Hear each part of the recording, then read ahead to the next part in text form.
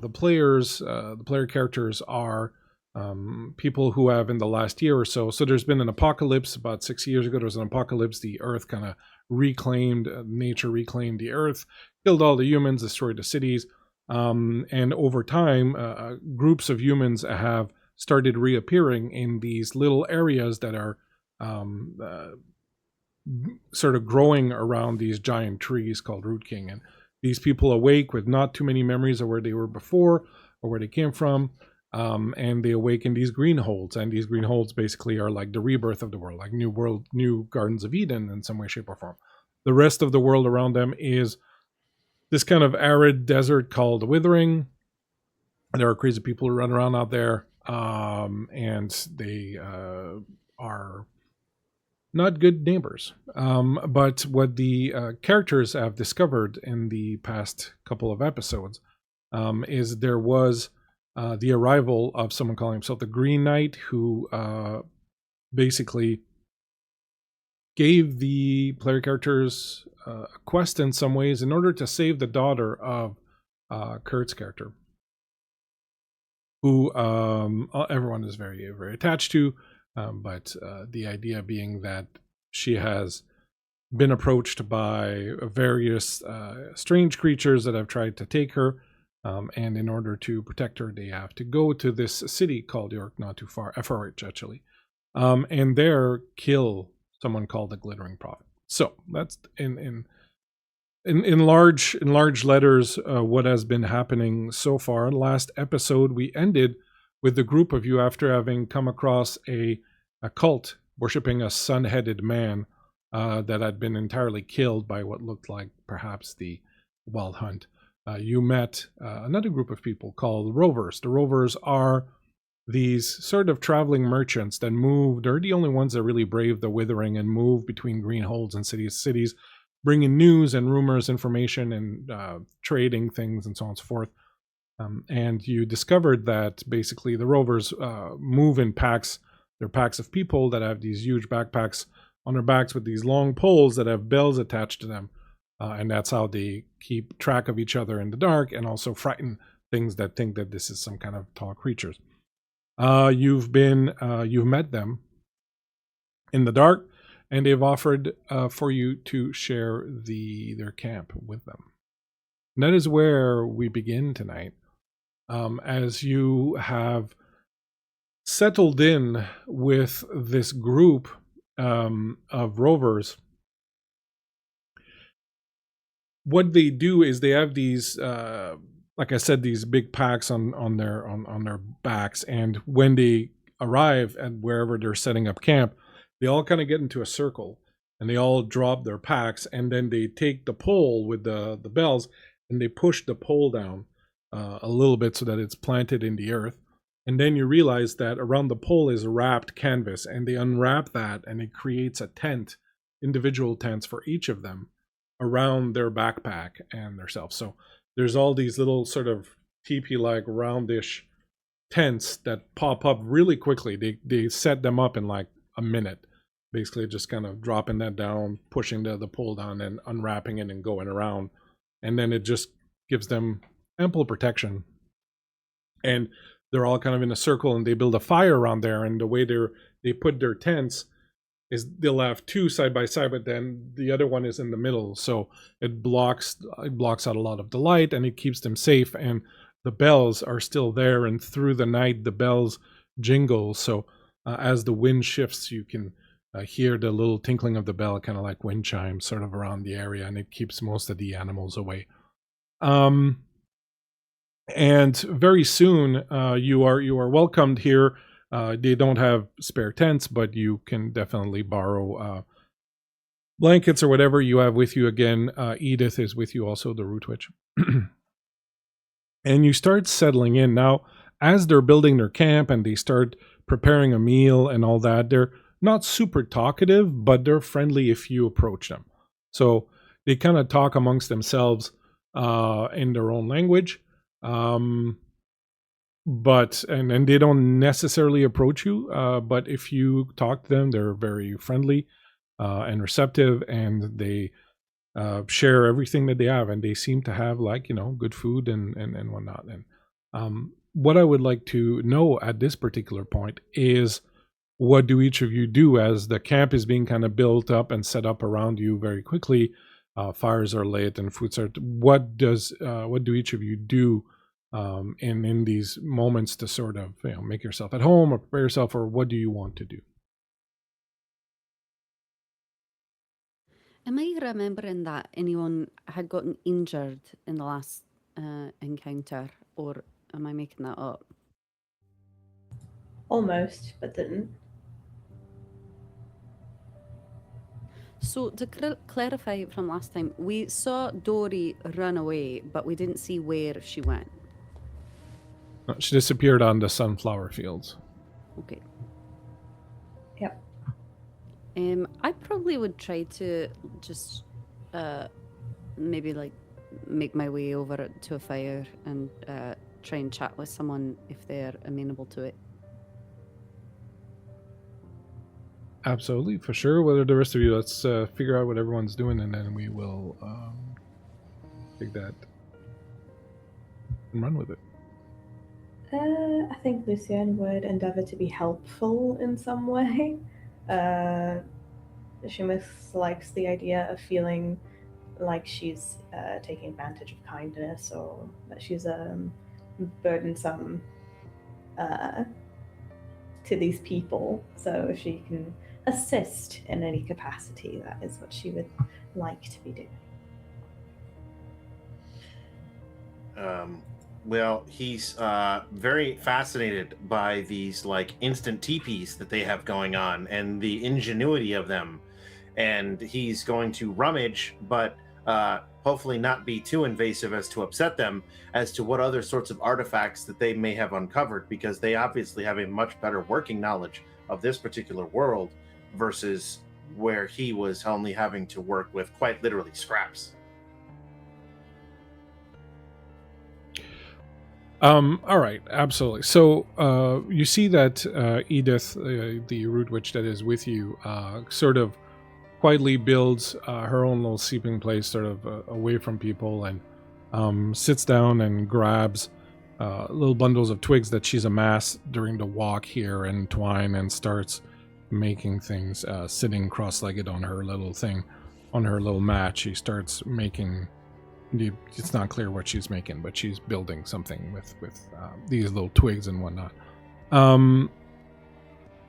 Lucienne, you will kind of be walking around looking for something to do, and then at some point, you are going to approach one of the men, one of the rovers, who has taken out this mortar, and he's got like a bunch of ingredients, and he will say, "Oh, here. Would you care to help out? You can if you want." And he hands you the mortar, and he hands you like a couple of bags of various ingredients. Mix 2 parts of this with 1 part of each of these two.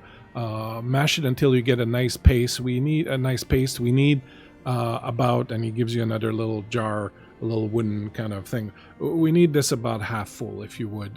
That would be great. You can set up right here if you want. Oh, yes. I'd love to be helpful. Thank you. What is this? See, it's protection for the feet. We mix this paste together, and then everyone tonight will rub their feet with it and wear these wool bandages over their feet. And by tomorrow, all of the aches and pains and little cuts and nicks and bruises will be gone. And this is what allows us to walk for such long distances. If you want to have some, there'll probably be some left over if you want for yourself. It's very, very invigorating.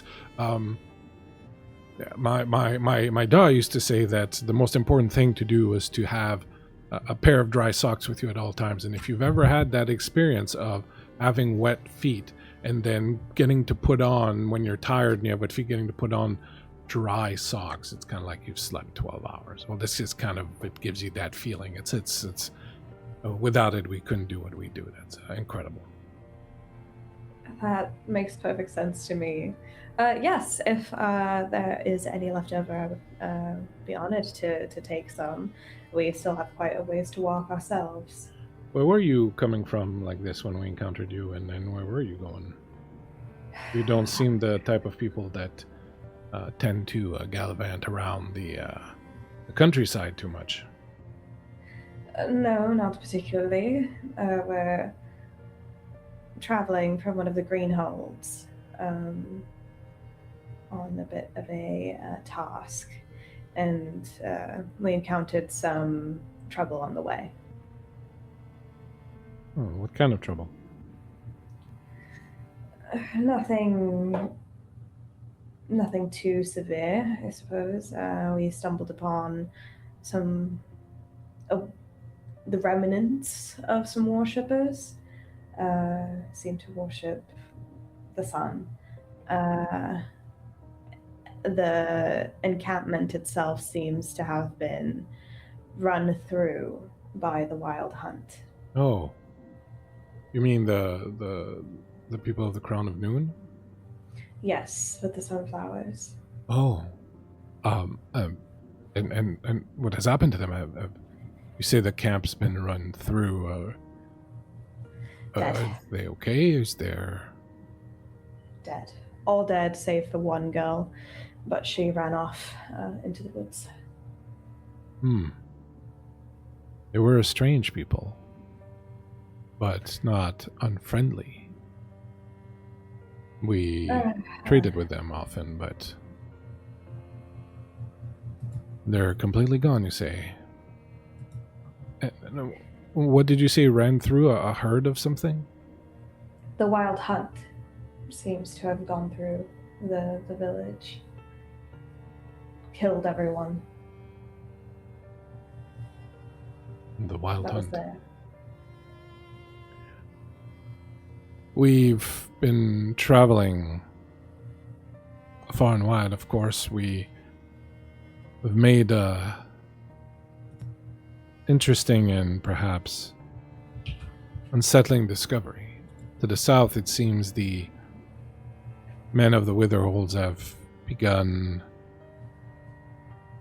building some sort of transportation system using the old rails that were left behind. They seem to be fixing them, perhaps to speed up travel between their fortresses. It appears to me that such a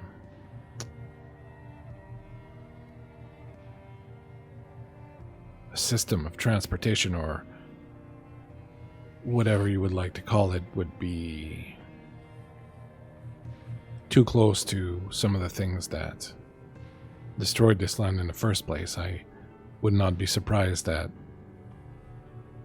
the Earth would be fighting back, but the Crown of Noon, those people had nothing to do with that. I don't know why it happened.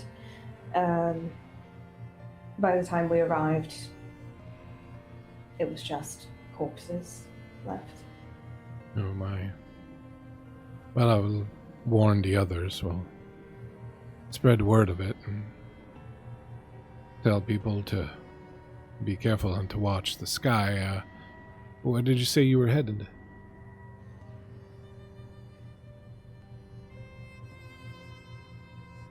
Storyteller. Efferwich. What direction? Cardinal direction. Okay. Sooth. Well, it's quite the coincidence that you should mention the south. It is in that direction in which we travel. Oh, towards Harrogate. Indeed. Well, we were there but 2 days ago, and people seem to be in good spirits and good health there. I presume you will find them such. Don't expect that they have committed such grave sins that the Wild Hunt might visit them. Hopefully not. One can only hope. That's pretty good. Now we need to add just a little bit of water, and it gives you a little water skin. May I ask you a question? You say you come from the Greenhold. The one just here up north. Mm-hmm. Indeed. How are things there? I feel you'll get a different answer depending which of us you ask. That's usually the case. They are complicated at the moment. That is for certain.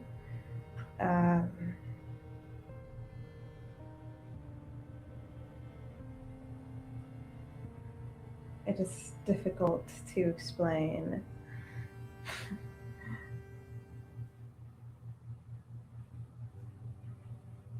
Let me ask you this. Is it true what the rumors say that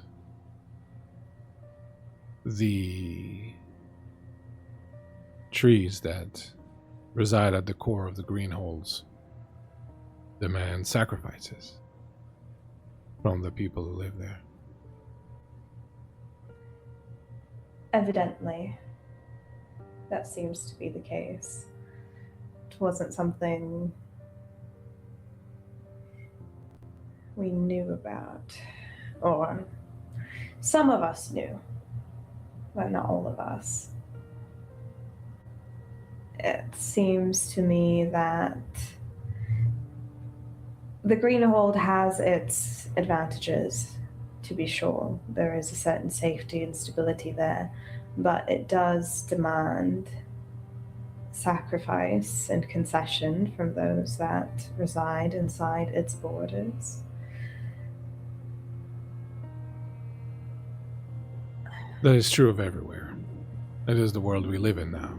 We are beset by enemies without and within, and we must find those of like mind and form a nucleus of protection. That is how we rovers operate, and we always have, and it's served us well. And so you find your tribe and you stick with them. It's what's important to you, isn't it? That's what matters. Some may not be bothered by the sacrifices they must make to reside in the Greenhold. Some are very bothered. And that's not right or wrong in my mind. It's just, if it's not what you want, then clearly people can make their lives out here. There are a great number of people, but as you saw with the cult of the Crown of Noon, people invariably need to find others and band together. It is almost impossible to survive out here on your own. You need people you can trust. Indeed. I am lucky in that regard to be in a good group, then. Things have been difficult. I'm sure with how much you travel, you know well that such long journeys are not without their internal turmoils. Well, one of the difference between us and steaders, as we call people who remain in one place, is that we do not think of our journey as long. It is simply what we do. We are constantly moving in movement, so it is not a long or a short journey. Every day is just another day. We just happen to be on our feet and walking rather than staying in the same place. It helps us simply take each day for what it is, rather than anticipate arriving somewhere. Well, I guess you could say we're never arriving. We're always just going.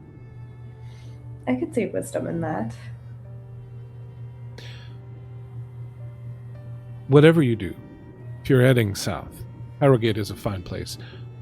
I would strongly suggest you do not go much further south than that. As I said, the Witherholds are spreading, and, well, the ruins of Efferwich are a very dangerous place. I thank you for the advice. Tell me, if you were there lately, have you heard tell of a prophet? A glittering prophet. Yes. Yes, we have.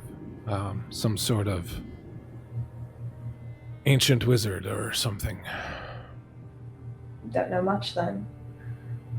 No, We know that somehow he survives in a city that is very, very, very lethal. Surrounded by those who dwell below. It can't be easy. There must be some secret. You might want to... Let me show you something. And he goes into his bag and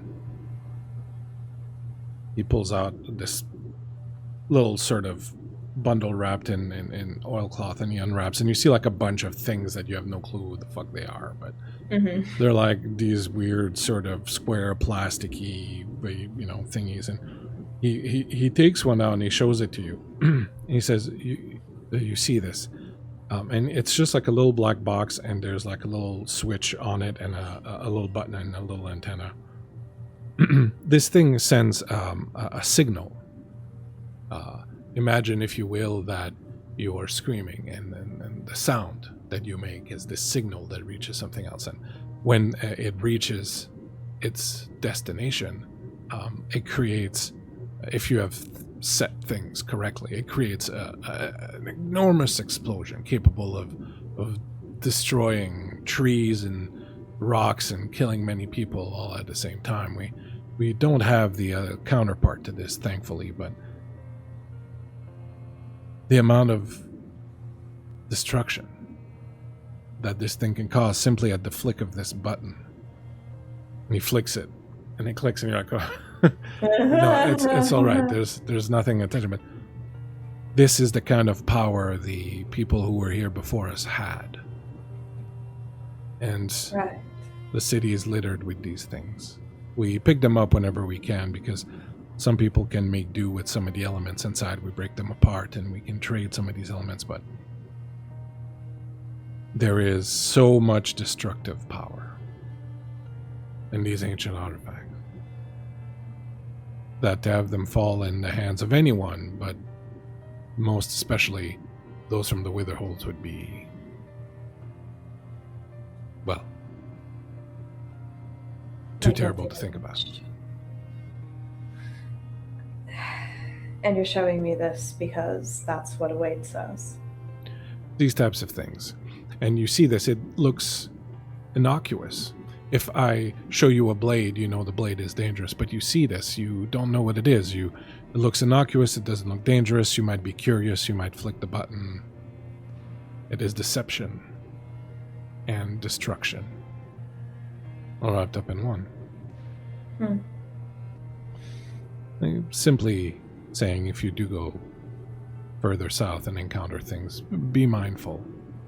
Sometimes the most innocuous thing can be the most dangerous thing. What did you say your name was, young man? I'm sorry, young lady. Lucienne. Lucienne, I'm Rudvan. Now, if you would go around and apply this paste to the feet of all the people in the camp, I'm kidding. Everyone will take care of themselves. But here for you, and he grabs a little spatula and he puts a bunch in like a little bag and he rolls it up and he hands it to you. You should have enough for 3 or 4 days here. Simply apply a thin coat and massage it well so that it goes into the skin. And when your skin stops feeling greasy, you know that it's there. And you have to cover your feet with wool. And in the morning, all aches and pains and little nicks and dins will be gone, and you will feel refreshed and able to carry on walking. And Thank you. in the end, that is what we must do. Carry on walking, Lucienne. There is no point in stopping and wallowing. You keep moving. Here, let me give you something else. And he reaches into his bag and he pulls out this other little weird sort of clear wrapping, and he unwraps it and he pulls out this thing that's super sticky, and it's like this long and it's round and it's like red and white and it looks really kind of sticky, and he like, here, for you. What is this? Candy. You eat it. Oh. You eat it. Yes. Not all of it in one shot, but whenever you feel a little bit down, munch on this. So it'll give you a little boost and tastes really good. Thank you. If you wouldn't mind distributing the paste, though, that would be Yes, great. yeah, I could do that for you. Can I... My friend, he's more interested in these little devices. Interested how? Familiar, let's say. Studying, taking them apart, fixing things, doing things. It might be good for him to take a look so that he can keep an eye out for us and make sure we don't run into any trouble. The last people in the world who should have these things are the people who are interested in them. Yeah, this one is inoffensive enough. Give him this one. See if he can figure it out. Thank you for the advice. Of course, free of charge on the house for your labor. And as you go about sharing the wonderful paste with everyone, and everyone's very happy and they thank you when you bring it, and you see them applying it, and everyone, and there's this strong kind of minty smell that comes off of it. It's not bad. We go to the others. Maxwell. Remind me what you were getting up to. Oh, just the Maxwell was kind of like not trying to be intrusive, but he's fascinated by the technique that their teepees come out and any other sorts of little trinkets, or he's operating under the premise that they live out here, so they're going to have more artifacts or items, that is gonna be like, what is this, what's that, kind of thing. So as you kind of walk around, look around, so on and so forth, you see that one, they have a lot of things that they've made, like not necessarily rudimentary, but they're pretty crafty in what they do, and they've made a lot of things that very specifically help them in the type of tasks that they do.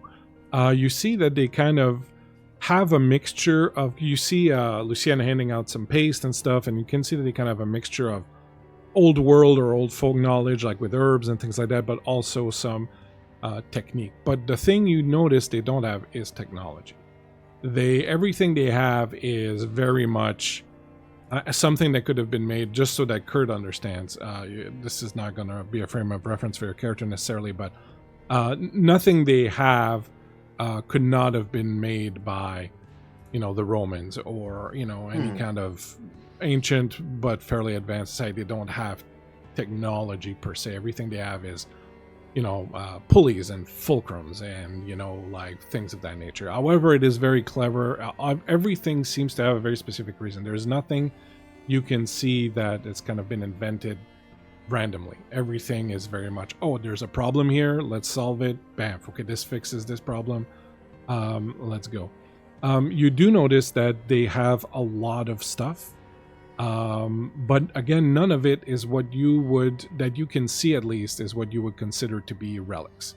They seem to very much, either they're hiding them or they don't have them. Everything they have is just, this village produces this stuff, and so they took some of that and they're bringing it with them, and then this other village is going to trade, and you're maybe kind of surprised by that, but it's very the only thing they have, I think, that you would notice that is kind of technological is they have certain light sources that are strange to you. That is something that they do have inside their little kind of tents. Once they hang them up, invariably one of the little box that makes their backpack has like what would best be described as some sort of glow stick lining that kind of creates a very soft light. But that's the only thing you see that would be kind of really considered technology or an artifact. And as you're kind of walking around at some point,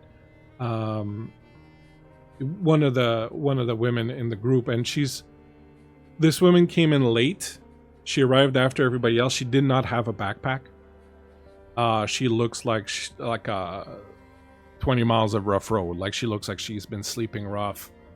Kind of, out there. She does not. She has like a little personal kind of backpack, but not the same type of thing they have. And she has a bunch of weapons. And she came in and right away sat down and started eating and drinking. And as soon as the pace came in, she put a lot, and you could see her feet were really banged up. And at some point, she's kind of been watching you, and she goes, "What are you looking for then? Anything in particular? Putting your nose everywhere like that?"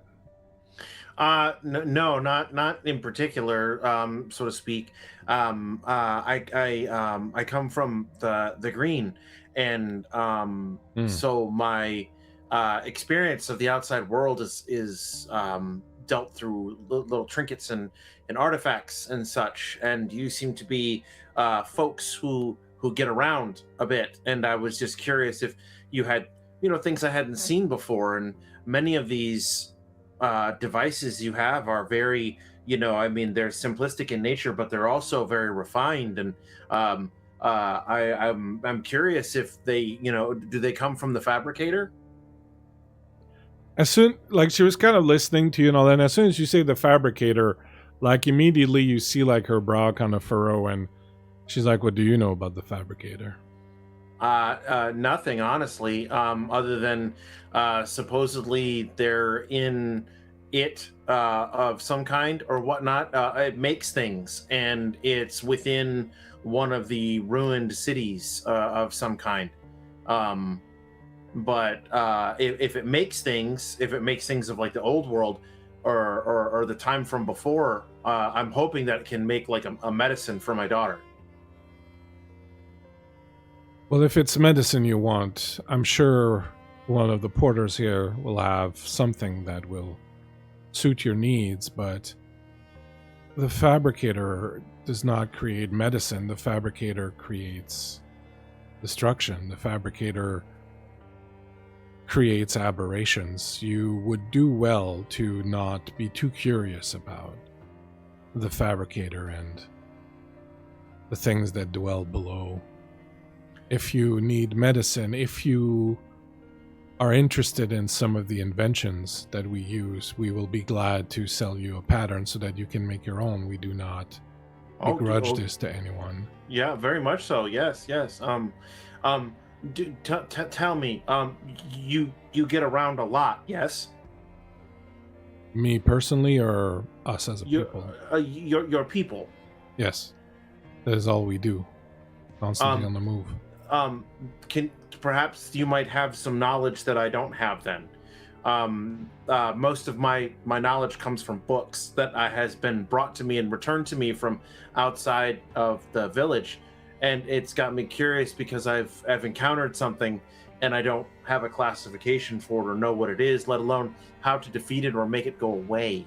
Tell me, are you familiar with this man who moves in shadows? This smoking man? Are you speaking of the Slua? I believe that's the name, yes. She finishes rubbing her feet and puts on her boots and stands up and comes real close to you. The Slua are here all around us. They hear everything you say, they see everything you do and hear. They are part and parcel of the people here. You should be careful not to invoke their name. Or if they take an interest in you, they learn your name, then they become certain death. And so have an understanding with my people.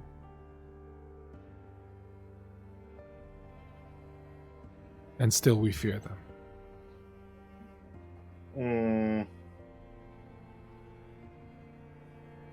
No one should live in fear. The world is nothing but fearful.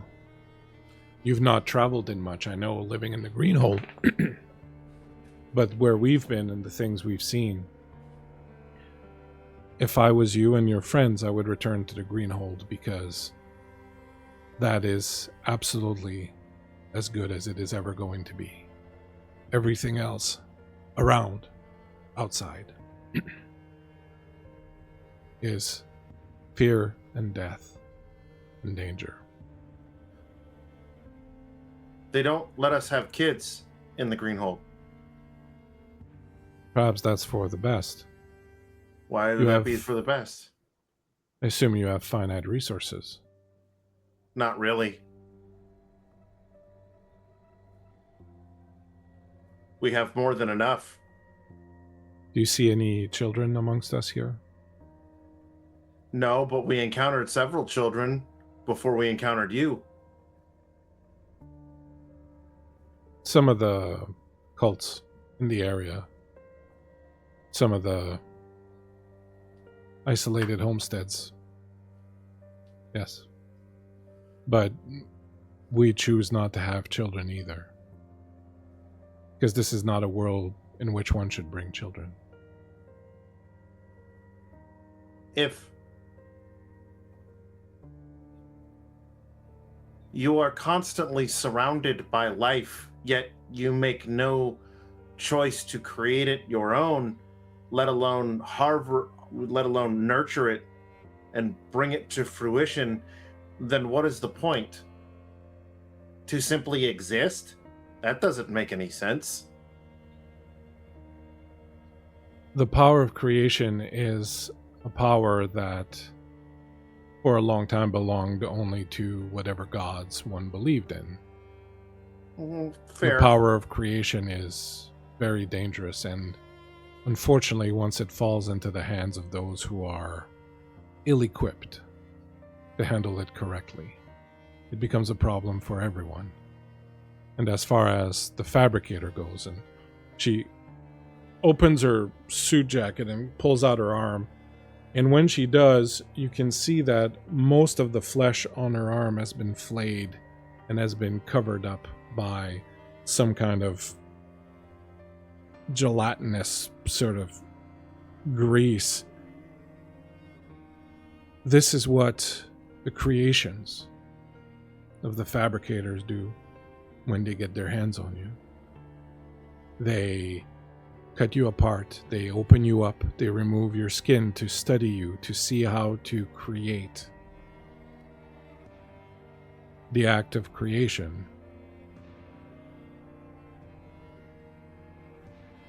is a time bomb.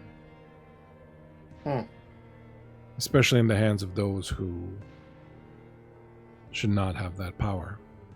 And so we have chosen, as she puts her thing back on, we have chosen not to think beyond the immediate, not to bring anybody else into this world. You do not think beyond the immediate?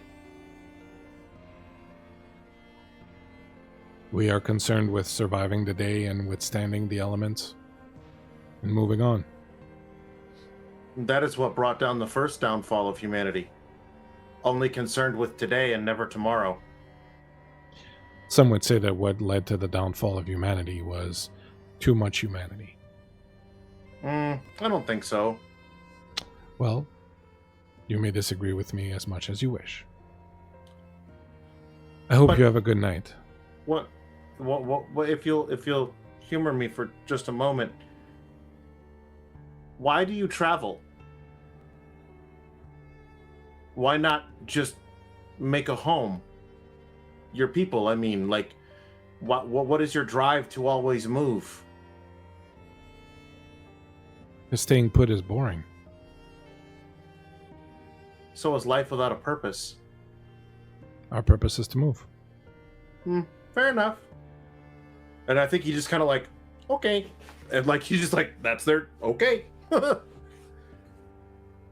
As you head off to return to your little corner and make ready for the night, Gray, what were you up to? I was sidling over to any place that looked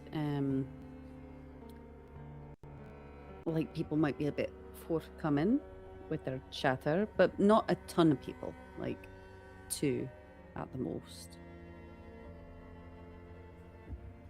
Yeah, I'm sure you'll find easily enough a couple of people sort of sitting apart and just having a quiet, a little quiet pipe smoke and sort of contemplating the stars. Evening. Do you mind if I join you? Oh, hey, please, sure, go ahead. Pull the log up.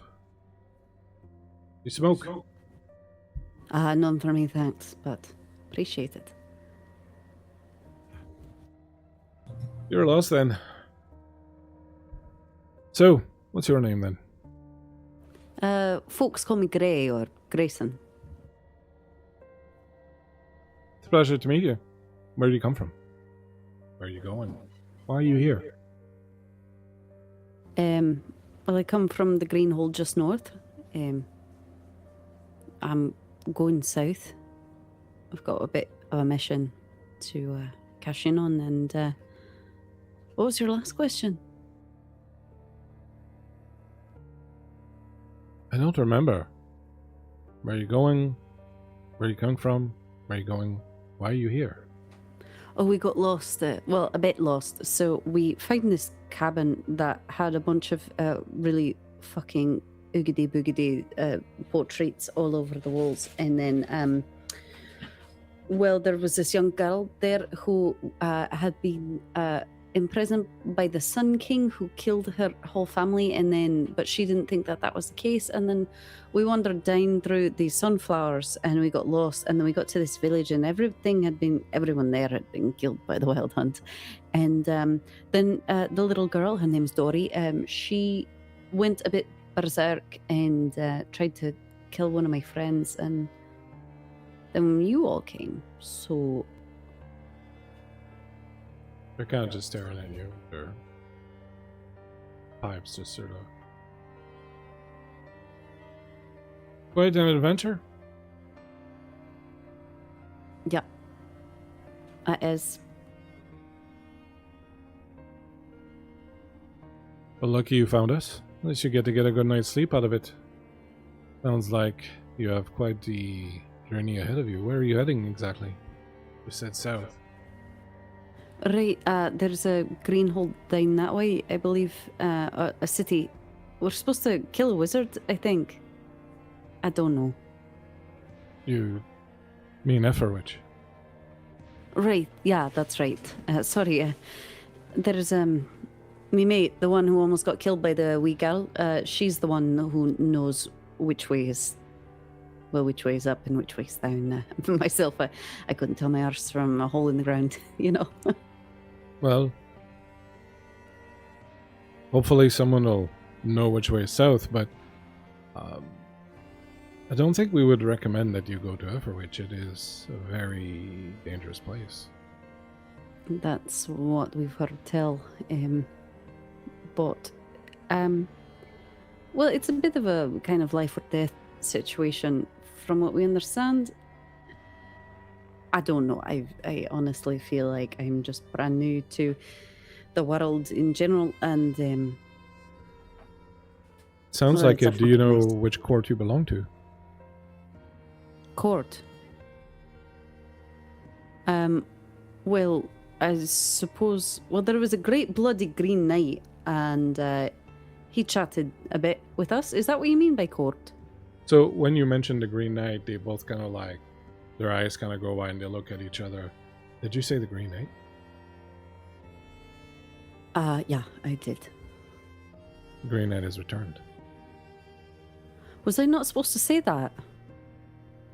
They look at each other and one of them's like, I'll go tell him, and gets up and... Oh shit! No, Leaves. don't ruffle any feather. Oh no, Shit. it's all right. It's all right. It's all right. It's something we've been waiting to hear rumors of. It's the first we hear of it. You said you came from the Greenhold just up north, on the edge of the moors. That's right. Right, yeah, exactly. There's a great bloody... I mean, he must have been 20, 30 feet tall. Incredible. All the old stories are coming back to life. You see, we travel everywhere and we pick up information everywhere we go, but we notice patterns. There are patterns. Things are happening in certain events are happening in certain waves, and there are things that are connected everywhere we go. And for the longest time, we thought that things were just the way they are, and that this was just the land now. And what we eventually started seeing was all these connections, all these different things that are happening in concert with one another across vast distances. Really, there is a real movement. Something transformative is happening, and we've been expecting certain signs, and one of them is the return of the Green Knight. What does the return of the Green Knight foretell, per se?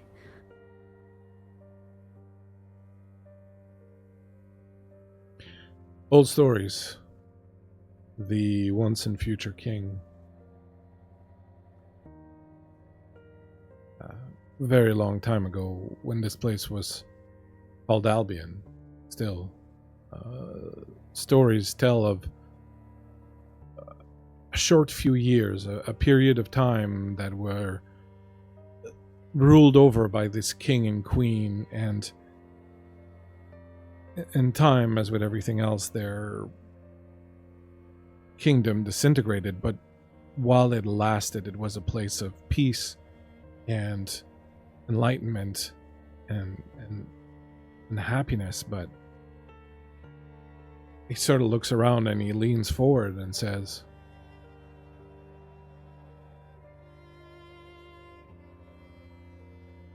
it was a time when, the last time when humankind was truly good and in harmony with the world around them. After the treachery that sundered that kingdom, things changed and were never the same again, and it was this long, slippery slope to where we find ourselves now. But stories say that one day, when there are two moons in the sky, the king will return in some fashion. And perhaps again, a brilliant, glorious era of humankind will begin.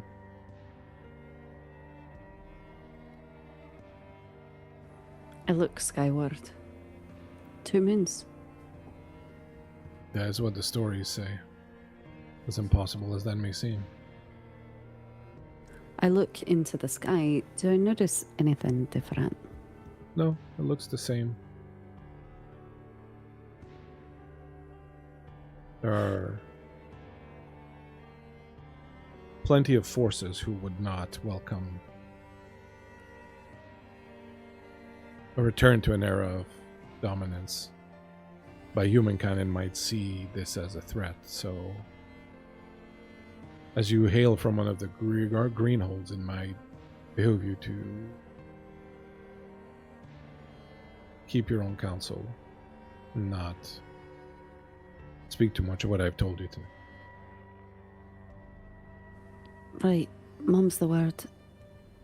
What's your name? It reaches out a hand to you. Bonnie. Nice to meet you. You don't know what court you belong to. No, how would I know that? What do you mean by court? Can you explain it away a bit?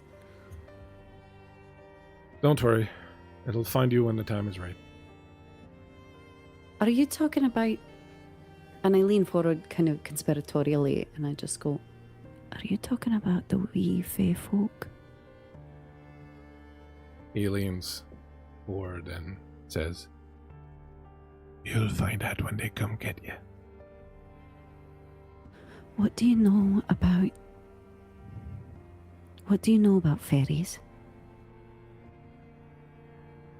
Not a thing. Well, what do you... I don't like that you've got this smug grin on your face, but what do you know about... The night folk.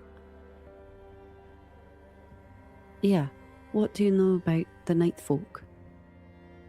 Pray they never learn your name. Well, I knew that one. Gran taught me that one, but... Do you know of any magic? Do you know of any spells or afflictions or things that can happen to people if they run into the night folk? Are you looking to contact them? Is that what you're asking? No, I think that they've got that covered. I just was wondering if you'd ever interacted with someone who had been touched, encountered a fae. Kind of leans back a little bit and looks around. Everyone here has. Well, I can't speak for your friends, but...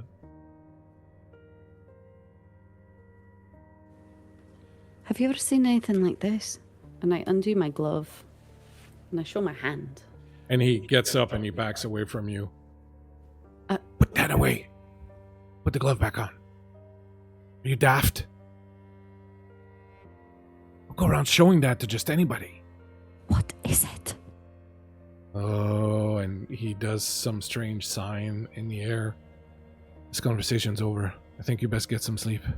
Wait, Bunny, no, come... Fuck, fine. And after eating and chatting and drinking and making your beds ready, you all settled in for the night.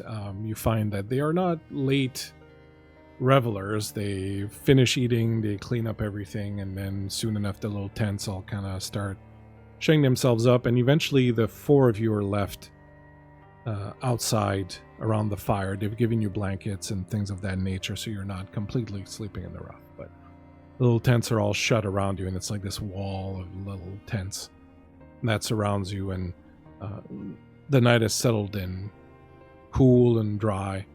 The fire is nice and warm, and you all eventually, exhausted from the day, fall asleep.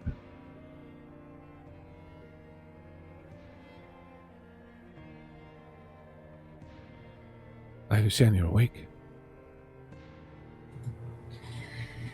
Yeah, I'm awake. What? Come meet me. Don't awake the others. I'll come meet you now. North, about 250 yards from the camp.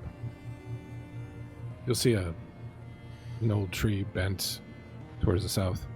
I'm just right there. Fine. Just give me 5 minutes. Just Be quiet. I am quiet. Lucian gets up from the little cocoon that she's made for herself. You see all your friends asleep soundly, very quiet in the camp. I'm gonna, put my shoes back on and put my cloak on, get ready to go. But before I go, I'm gonna tiptoe over to Max, and I'm gonna put the thing that was given to me, on the ground right next to him, and then I'm gonna go. You do that, and without too much trouble, you manage to slip out of the camp, and you head north. You notice the wind has died down. The sky is this strange, very light purplish, almost like it's magic hour, but you know it's impossible. Mm-hmm. You travel north towards the tree. I've got thistle in my bag. You got a little thistle. He's sleeping and snoring. He's got these little snores that are so good. And you travel up, and eventually, as you approach the tree that was mentioned, you see a figure kind of detach itself from it, wearing a long green coat with a hood and wearing a bow and arrows over his back. Fancy meeting you here. Yeah, you say that as if you didn't just pull me out of bed to meet you. Well, I didn't want to risk waking up the others. How are y'all faring? Faring fine, besides cults and potentially murderous children. I could have gone after her. You could have.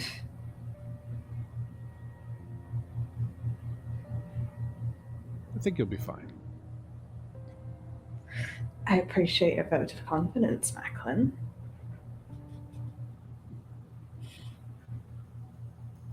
Y'all still planning on carrying this through? What choice do we have? Besides the life of a young woman being at stake, we're quite literally tasked by the Green Knight. So... Right, about that. Oh, brother. I was originally going to let you discover things as you did along the way. I was afforded that opportunity, and I think it is a better way to learn these things, but given the current situation, I think that it might be best if I at least tell you a few things. Uh-huh.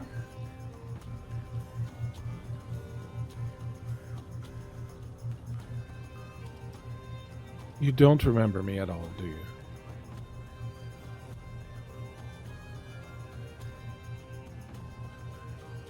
What do you mean?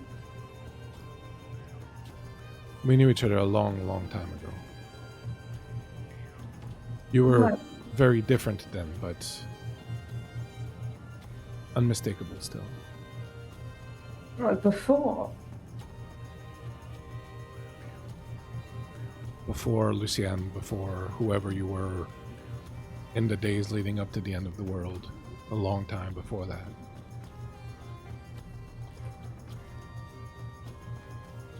That's not... How could you possibly remember me, if that's true? That's not possible. Because I've been here for a while and I've recovered most of my memories thanks to the Green Knight. I've served the Green Knight for some time now. Green Knight is currently doing his best to keep the girl alive. Lucienne, the three of you were sent away because they plan on killing the girl. And you were sent away so that you wouldn't interfere. And this errand that you're on is not quite a lie, but somewhat of a lie.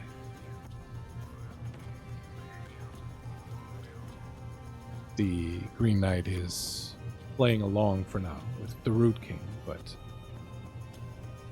they mean to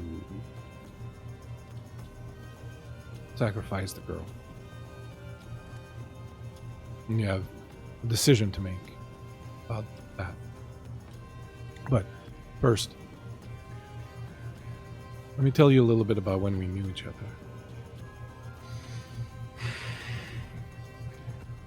Maxwell, you hear a little whirring sound that stops and then goes tick, tick, tick, tick.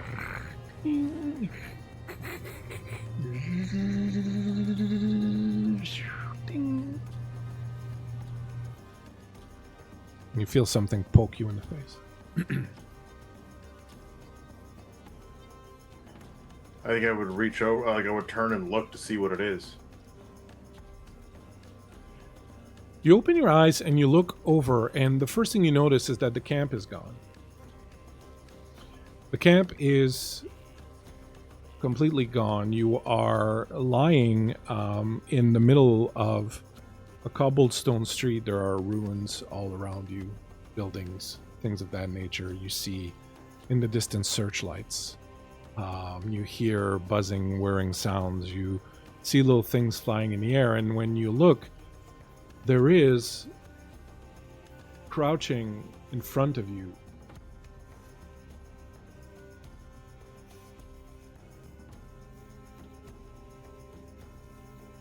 what appears to be a man with wings made out of metal and tubings and cogs. The sound is coming from inside his chest, where you can see some kind of hard-like contraption made of cogs and springs and... Oh. The wings are sheets of metal, and it crouches next to you and looks at you, and you can see a light burning behind its eyes and its face. It's got like 4 eyes, 2 big normal ones and 2 smaller ones. And it blinks all 4 at the same time. Well, hello there, little man. Or person. Where did you come from? Fascinating design. My name is Bellwing. I am from the Court of Brass. Court of Brass? What's that? I've come seeking you, Max of the Well. Well of knowledge. Yeah. Yeah. What can I help you with, my little contraption? I am not a contraption. I am a chronophae. Oh, what if what? Chronophae.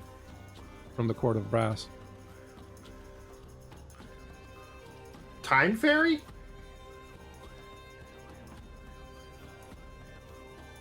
I'm not sure. I don't think so. Well, chrono means time, or is it a word used to represent the passage of time? And fae is often associated with the fae folk, or those of the fae, which are often described in many of my literature as fairies. So, a time fairy, a chrono fae, would make sense in my brain. So that is interesting. I never never pondered the question. Oh, you do not ponder self? No. Oh, you might want to. What can I help you with, little man? Or person? Why would one ponder self? What could be gained from that? Awareness and understanding. I don't believe I need those things. Oh, I am aware. I don't believe I need understanding. Prince Orlis tells me what I need to know. Is he your creator? No, he is my prince. Prince of the Court of Brass. Prince of the Court of Brass. Okay, all right. And you have sought me out for what reason, little man? Or, sorry, you have a masculine feature, so I keep saying man. I don't mean anything by it. It just... I'm not offended. Okay. You may call me Bellwing. Bellwing. Why were you sent to find me, Bellwing? My prince would like to extend an offer to you. Wow. What kind of an offer?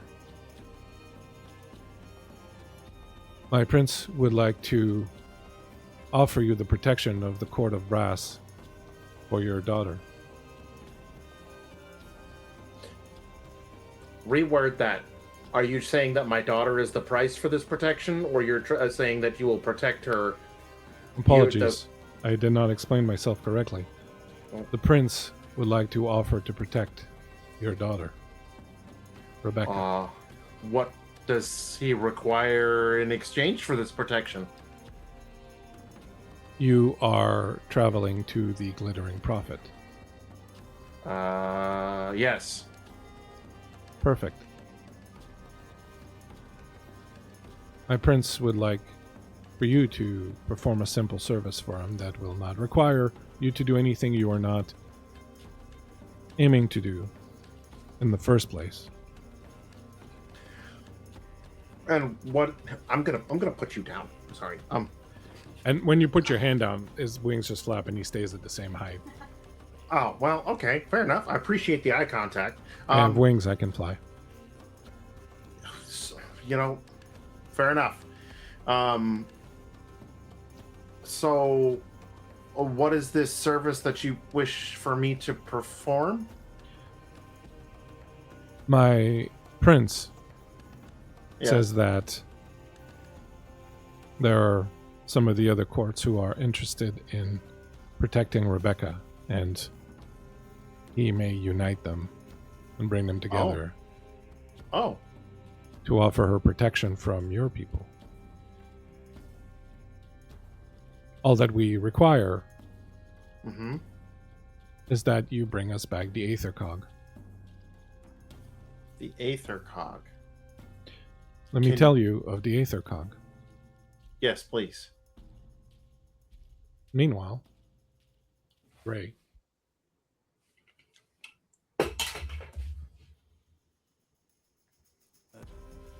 Something tickles your nose.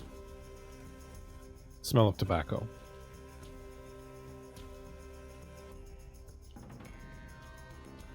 You know, I don't like being watched while I sleep. It's the best time to watch people. So unguarded, so open, easy to read, easy to see the truth, easy to cut open. What do you want, Crowman? I heard you asking about me earlier. I thought I'd come and see what you wanted.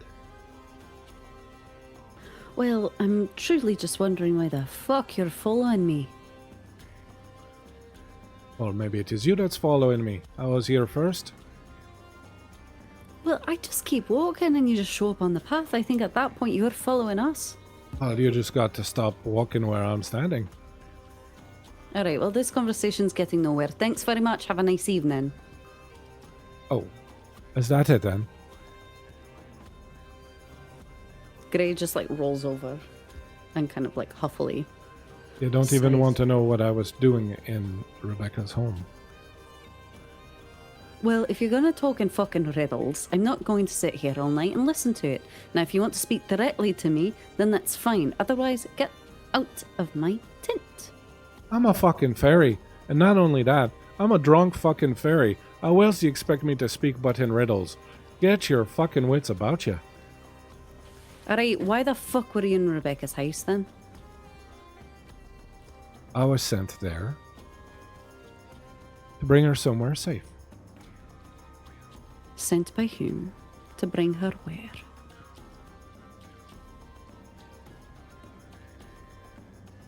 There are a lot of people that are interested in your Rebecca right now. And there are a lot of other people who feel that this interest is not very healthy for anyone involved. I serve Discordia, the queen monarch of the Unseelie Court, which of course you know everything about. I know enough to know that I don't go meddling in the business of the Unseelie Court. With his cigarette, he kind of motions towards your hand. Looks like he already did. I just jam it way down into my sleeping bag. That's not gonna do anything good. You're in it now. What do you know about the Seelie Court or the Unseelie Court or whatever the fuck? Just stop. Be plain with me, please. I know a lot. Not everything. No one knows everything. Well, maybe Discordia. I know a lot. But what is important right now? You know what? I hate talking here. Can I buy you a glass of whiskey? And behind him, you see this tavern that appears out of nowhere. Like lights have come up, and you see this little dark, rural country tavern. Lights going on inside. You hear people talking. The camp is gone. He's walking and going into the tavern, and you hear,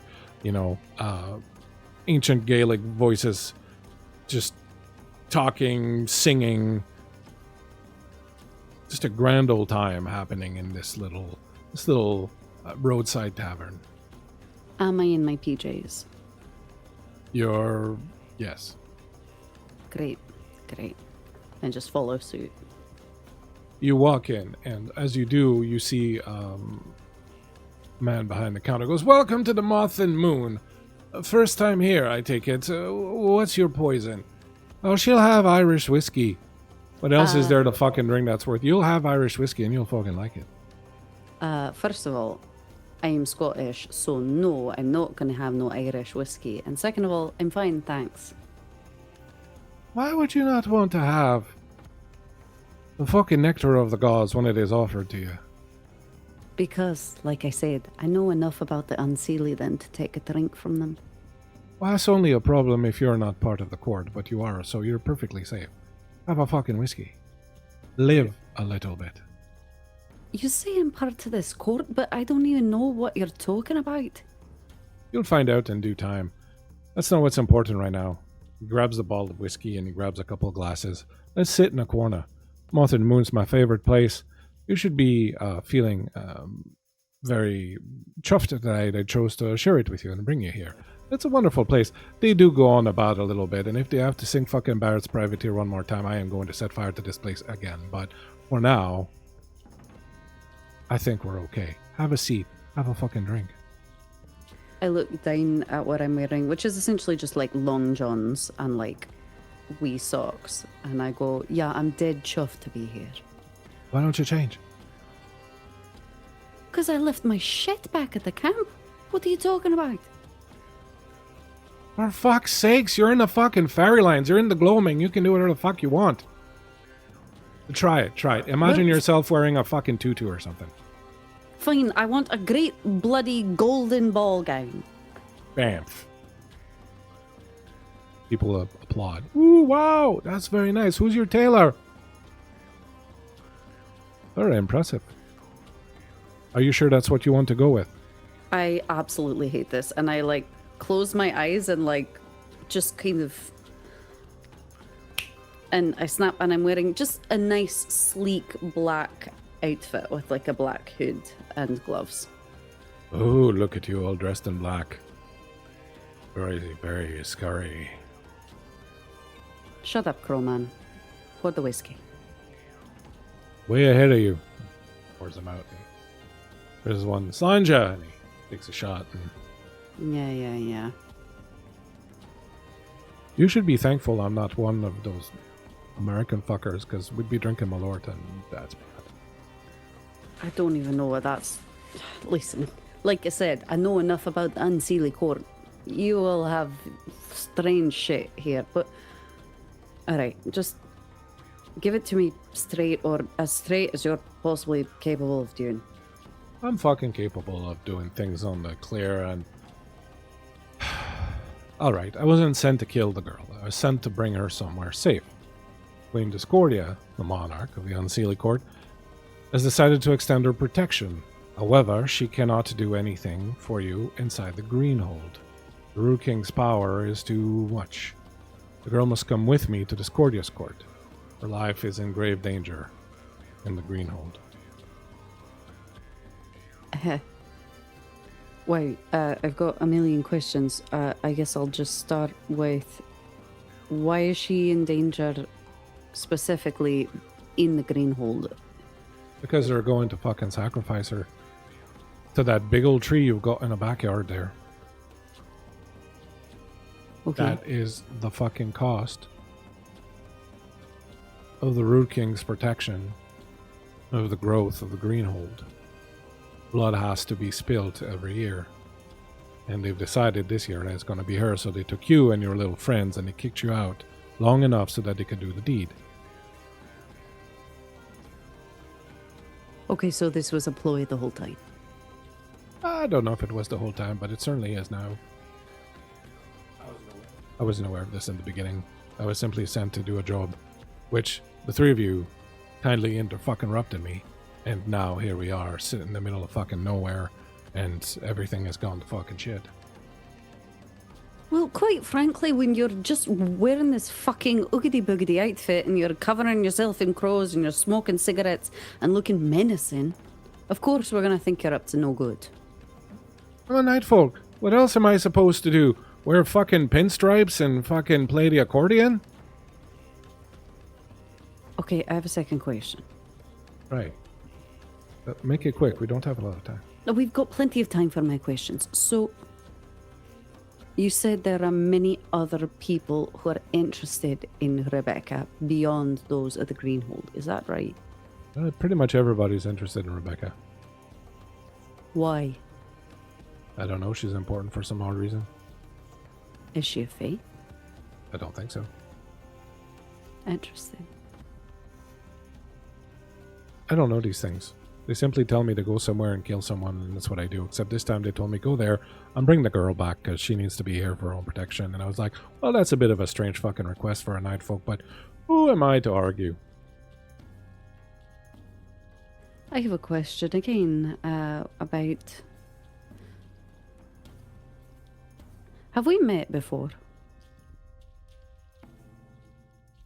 Well, that's a long story. I've got plenty of time. And I sit back and I sip my whiskey. What was her name, the old lady? Excuse me? The old lady. What reared you? How would you know about that? Because I'm a fucking fae of the Unseelie Court. And so are you, and we keep an eye on those who are, us. I'm sorry, I'm Trickier. a what? Meanwhile,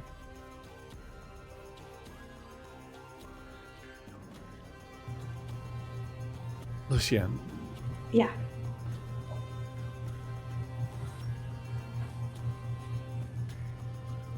look, I'm gonna tell you things that eventually are gonna come back to you. I'm just going to kickstart a few of them, so that. Why are you telling me all this now? Why didn't you tell me earlier that they were going to sacrifice Rebecca? Because I couldn't. I did not want to do this on the airwaves because you never know who's listening. I needed time to get back here and meet you face to face, which is what we are finally doing. Why just me? Why aren't we having this conversation with the group? Because I don't fucking trust them. But you trust me. Well, yeah, we have a bit of a history. Evidently. A long time ago, and I mean a long time ago, there was a place, a castle called Camelot. Have you heard of it?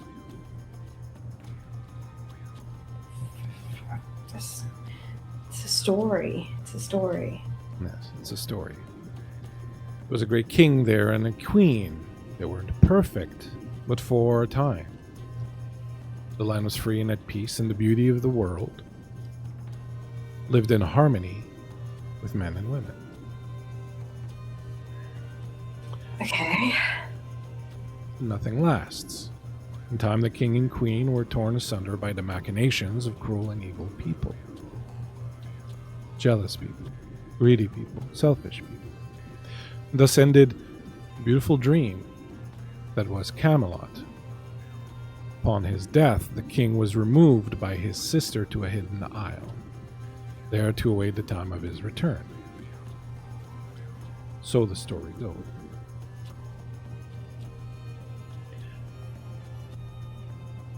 We knew each other then. You were different than you are now.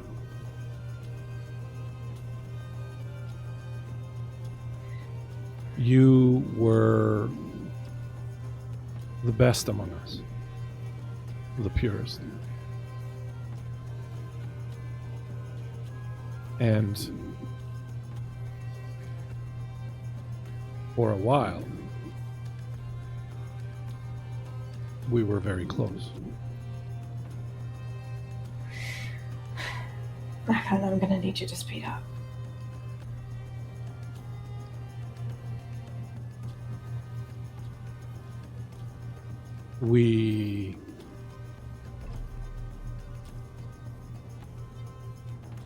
Look, you were the only one. When the time came, when our quest for the holy blood came to an end, You were the only one of us who could touch it. That is how pure you were. And even though you, the person you were back then, and the person that I was back then, even though we loved each other very much, we never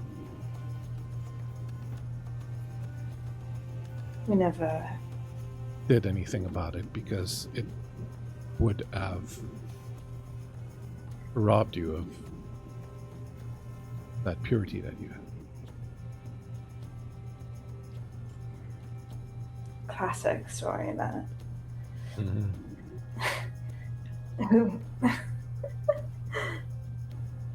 You're telling me that what? I was Sir Galahad. the knight, Yes. and you were. Gawain. And I've been serving the Green Knight for a long time. And the others, who are Green Wardens now, were brothers in the knighthood.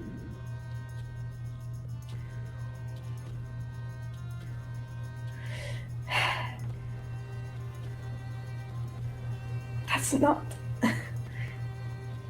Why? how. Why? I don't know why.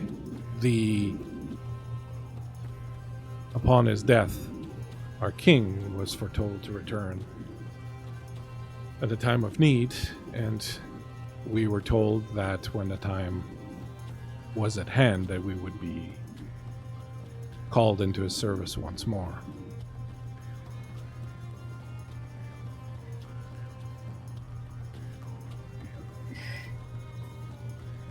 And that time has come. That time has come for our king to return and for us to serve him. And somehow the girl Rebecca is tied to this. And there are those who are not interested in humanity regaining the greatest king it ever had.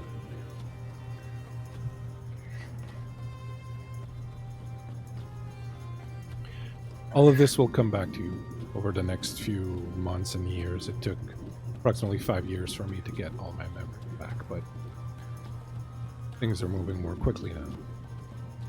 The Green Knight seeks to protect the girl. We need to take her to Avalon. Avalon. But the danger was too great in the Greenhold. And so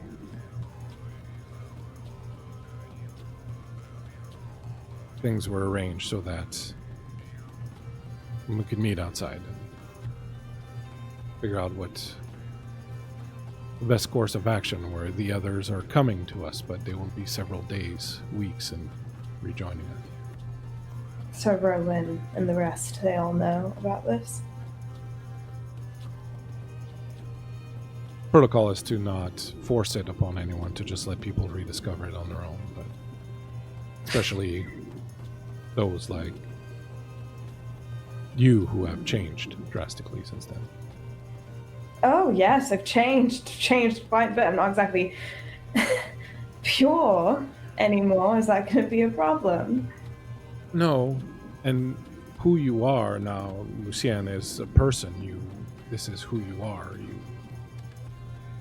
were Galahad. You are now Lucien, and that is, that you are who you are. That doesn't change. No, but do you see that night when you look at me? The eyes. Some of the things that you think about, the way you speak sometimes. But that is neither here nor now. They will kill the girl. Very soon.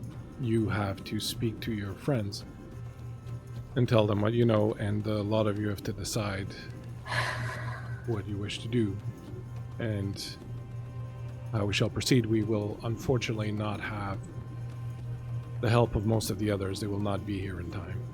And so it falls on you, and it falls on me, and it falls on your friends, Ray and Maxwell.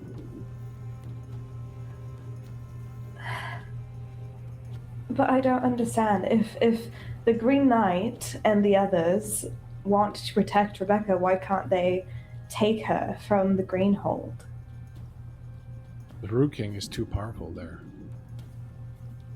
There is very little that can be done that the Root King will not be aware of and have the power to stop.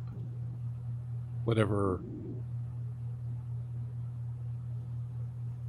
tact we decide to take, whatever approach we decide to take, will have to be one of extreme subtlety. And Edith? Is not your friend. She is the one who serves the Root King. Her priorities are the well-being of the Greenhold and of the Root King. All other thoughts are secondary. That is the cost. That is the cost of Greenhold existing. Max is gonna have a field day with this. Well, there will be time to talk to him about it.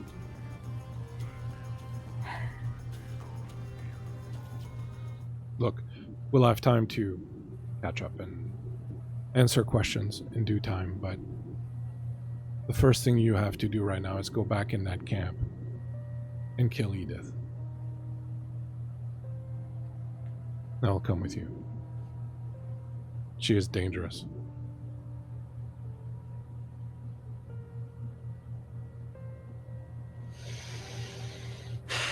Won't the Root King know if we kill her? Won't he know that something's wrong? He'll know she died, but if she's not aware, he won't know what happened. That's why we have to kill her while she sleeps. That is the cost. I'll do it. I would spare you having to do that, but your friends may react poorly if they find me killing her, so...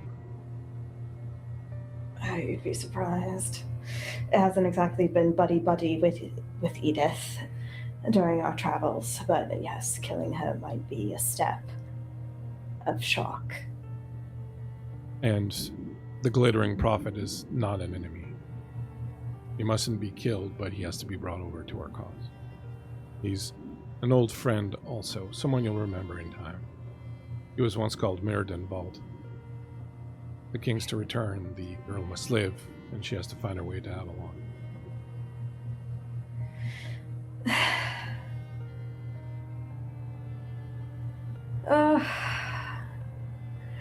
You understand that this is insane. You understand. And you listen, saying that everything else.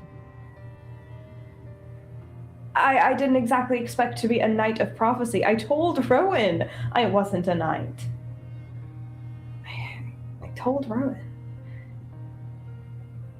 And if I am who you say, if I'm some sort of incarnation of Sir Galahad, why hasn't the Green Knight spoken to me? If I was this pure soul. The Green Knight's job, if you will, his task, his reason for being is to test people. He tested you. First night. And he knew what he needed to know. He knew you needed more time. But time, we don't. And he looks up. Goes, oh, we have to go. Come on. takes off running towards the camp. I'm gonna follow him. Meanwhile, Maxwell hanging out with the little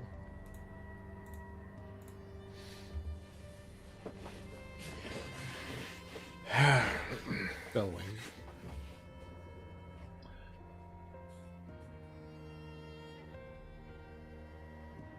I don't remember where we left it off, but he was about to explain to me what the the ether ether cog. cog. Yeah. He holds up his hand, and in his hand appears an image, and you see what looks like a ball floating, a sphere that is made up of gears and cables and things, and it's glowing with this inner light, and it's spinning in this image that he's holding. The ether cog is the prince's heart. The prince cannot rise without it. The one you call the glittering prophet has it.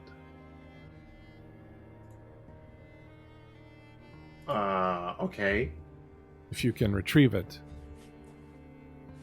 and bring it back, once the prince rises again, he will welcome you and your daughter to the court of brass. Some of the others, the Sealy court, will help. Perhaps the Trollkin. The Unseelie court, we don't get along with. But together they will be strong enough.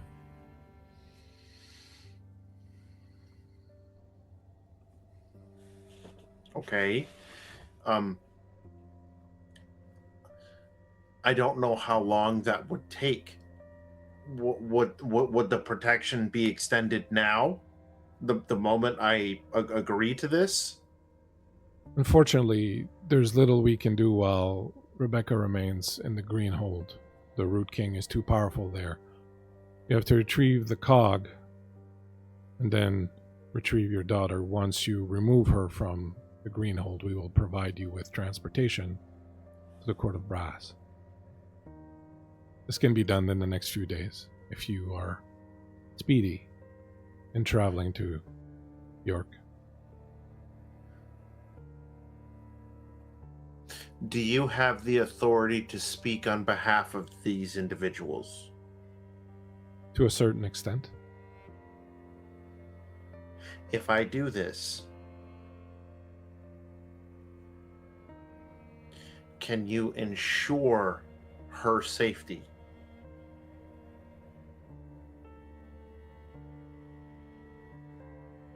Nothing is ever certain, but the might of each court is substantial, with at least 2 and perhaps 3 united. Then there will be little others can do. There is a strong feeling amongst the courts that the only way forward is for us to find a balance between the various peoples. I agree. And that is why we've reached out to you.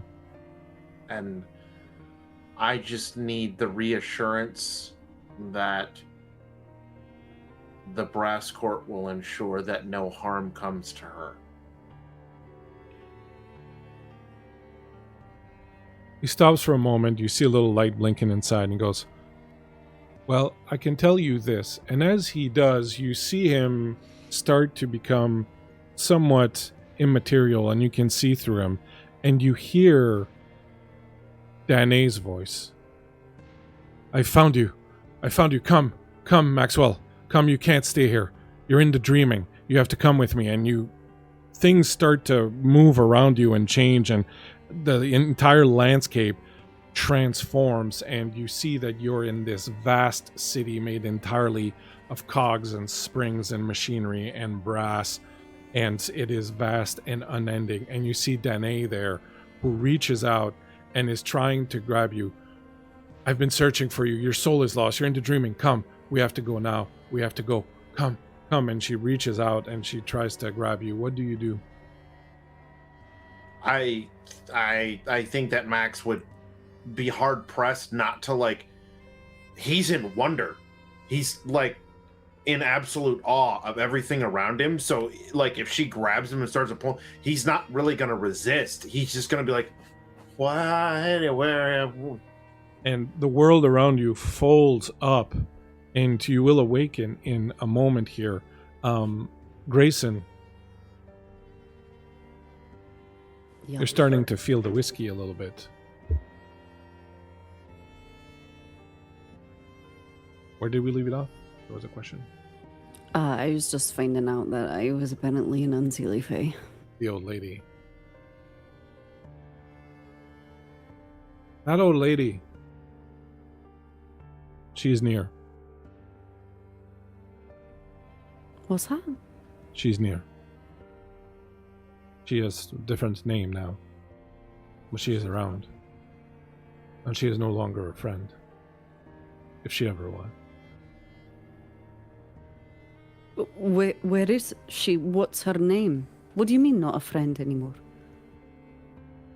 Whatever she was when you knew her, she has changed. She is in one of the wither holes. She is the rot witch that serves the highest of the wither holes. Mother Shipton, she is called now.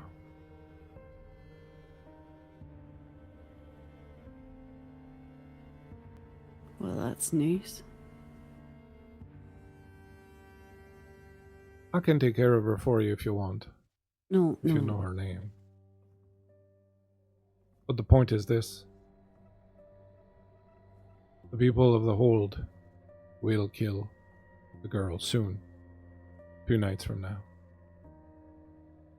I have no more means of getting to her.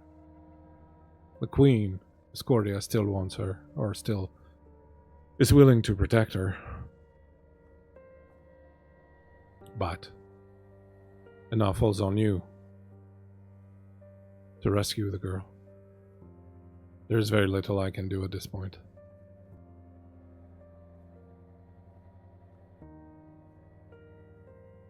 Sorry, I'm just trying to wrap my head around this. Does the Sealy Court have anything to do with the Witherhold? Is there anything... Fuck no. I didn't mean to offend. Oh, that's alright. They're just fucking really annoying buggers is all. No, we're not in line with any of them in any way, shape, or form. In fact, if they all fucked off and died, that'd be pretty fucking preem for everyone involved. But the people in the Greenhold are also fucking problematic. And so there's a lot of house cleaning that needs to fucking happen. And you think that people in the Unseelie Court aren't problematic? Fuck no, we're not unproblematic at all. We're kind. We're gregarious. We just like to have a bit of fun. Oh, maybe a little mischievous on the side once in a while, but Discordia has a history with Rebecca. They knew each other a long time ago.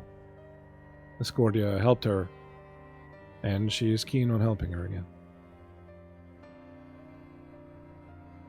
Come again? They're long stories, but you don't have a lot of time, Grayson. Right. Okay. Right. So, what, I just go back to my friends and say, hey, I met Sloa from the Unseelie Court. He says I'm a fucking fae and we should take Rebecca and go to Discordia? Is that what you're saying? That's correct. Very good. You're a fast learner, even when you're drunk. That's very impressive. Proves to you that you're a part of the Unseelie Court. No one holds their liquor like we do. Yeah, I kind of gathered that. I don't think you're going to have a huge problem convincing them, but you gotta be wary because Edith is the fucking devil. You'll have to get rid of her. The devil? What do She's you the mean? one who put all of this in motion. She's the one who got you out of the camp. She's the one who arranged for all of this. She's been eyeing Rebecca for a long time, knowing she had to fucking get rid of her. Right. Okay then. Fuck Edith. Right. I guess fuck Edith. That's right, fuck Edith. Okay, one last question. I know we're on a time crunch, but all of those rovers freaked out because of this, but can you tell me, what is this? It's not gone away. It never will. It's just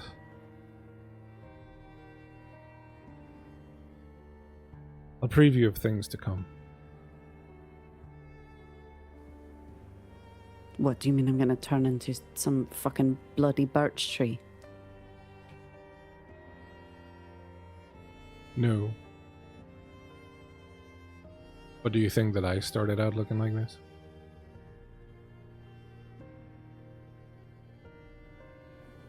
Okay. Get your friends. You have decisions to make. Look. Understand me. None of this ends without blood being shed. The way of the world now is sacrifice. Sacrifice will have to be made. You will have to kill people you might have called friends at some point.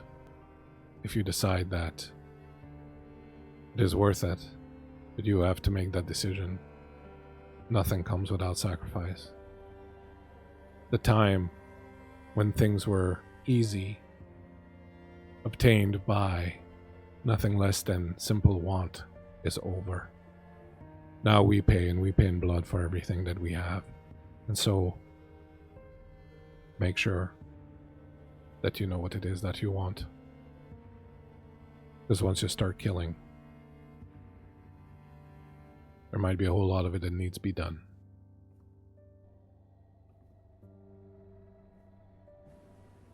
At the root of all of this, Rebecca's an innocent girl. She might be a bit strange, or I don't know. But I can tell you that she doesn't deserve to have, well, whatever people have in store for her. So then you know what you have to do. You have a little bit of darkness on you, a blade that was given to you that will kill surely at a strike. Don't even give her a chance to wake up. okay.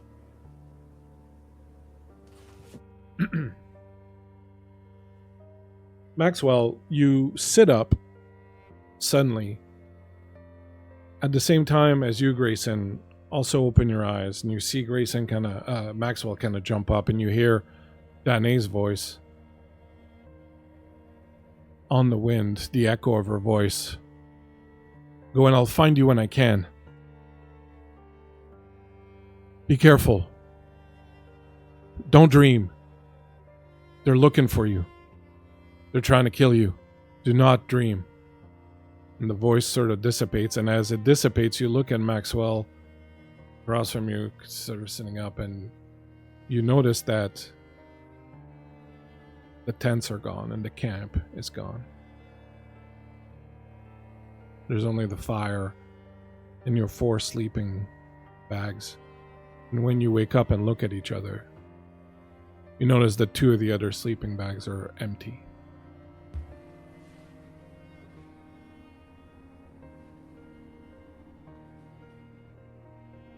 What do you do? Where's Edith?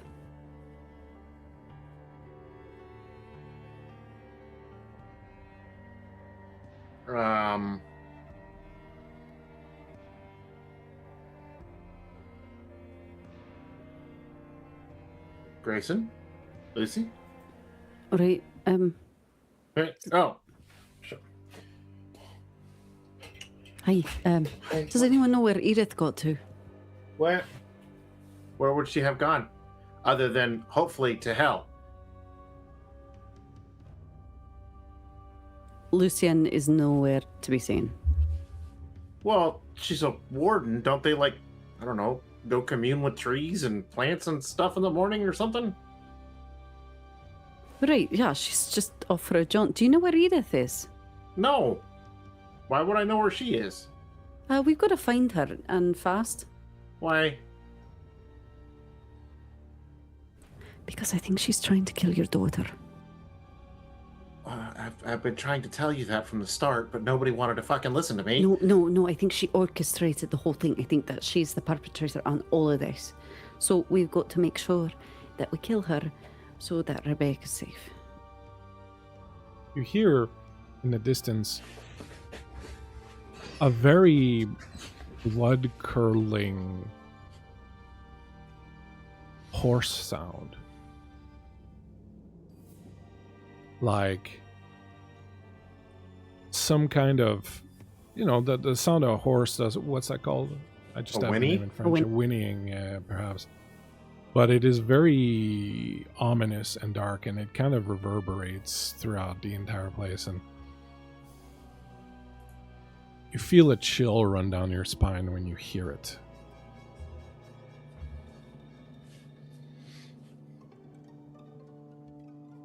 Well, I'm sure that's perfectly fine.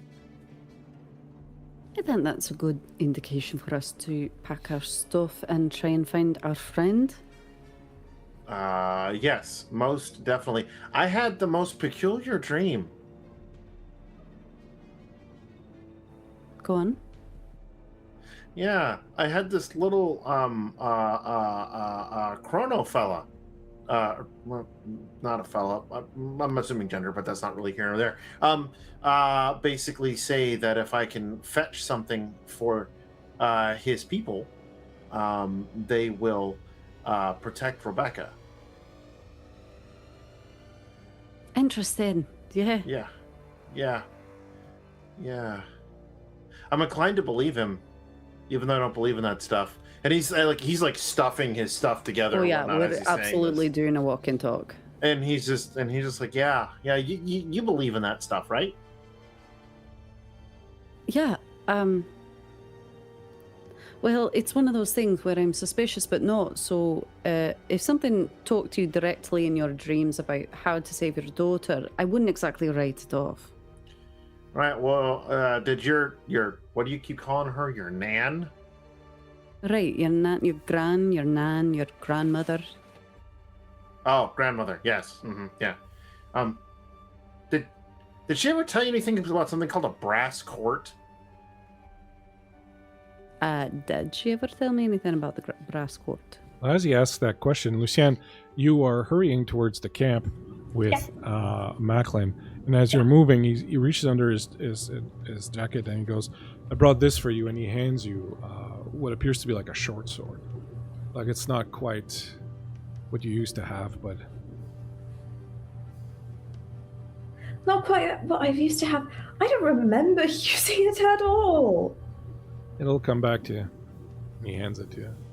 Yes, that muscle memory. And it does. As soon as you take it, you feel a very familiarity with this kind of weapon. It's not as long and as heavy as what you're used to, but there's definitely a familiarity there. You get flashes of training with a sword, of fighting other people wielding swords, training with wooden swords, but also using real ones. You get the stench of a battlefield in combat. All these things sort of just waft over you very briefly, but then you're back in and you hear the last thing that Maxwell said about the brass court, and the two of you just kind of come up the little hill and realize that these two are there packing up their things, and your bed and the other bed's empty. Grayson and Maxwell, you see Macklin and Lucienne arrive kind of full tilt running towards the two of you. Where is she? Where's the witch? What, the Edith? Yes, with Edith. We don't know. We don't We've know. been looking for her. Why are we asking you? Fuck. Oh, man. You hear that whinnying sound again, and it's closer. And again, it just like sends ice shivers. Now you're hearing a distant galloping sound. Whatever that is, I think we need to get away from it. So let's get moving opposite direction. Where was she? Which one was her place? Which one did she sleep in? It was this one. He goes over and he moves around and he lifts the thing and he reaches under and he pulls up what appears to be a man on a horse done with twigs and little the twine that you had earlier. Oh, fuck. Oh, fuck. Fucking run right now. We've got to run. And as he says this, you hear again that whinnying sound, and you hear the galloping, and when you look in the direction, you see in the distance this creature. It looks at first blush like a man riding a horse. But you soon realize that there is no man. The two are fused together.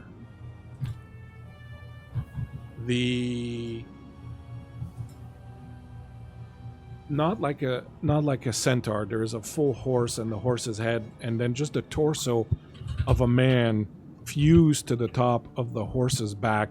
The man has these really long arms that trail to the ground. The entire thing is flayed. You see the muscle and the blood of the skin underneath. In places you see bone. And as it rears up and starts galloping, there is this cloud of green miasma that sort of follows with it as it starts to run you down. A knuckle heavy! It's a knuckle heavy! We have to run! Don't go anywhere near it! Run! Initiative, please. Oh, how do we do initiative? Yeah, we haven't done that yet, have we? With these wonderful cards that I have right here. Great. I will draw cards for everyone. I'll tell you what your number is. That's the number you keep throughout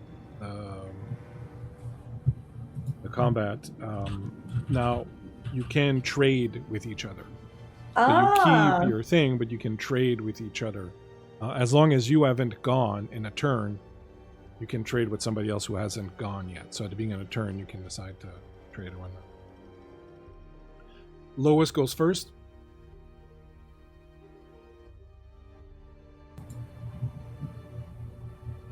I will draw in the order that I see you on my screen.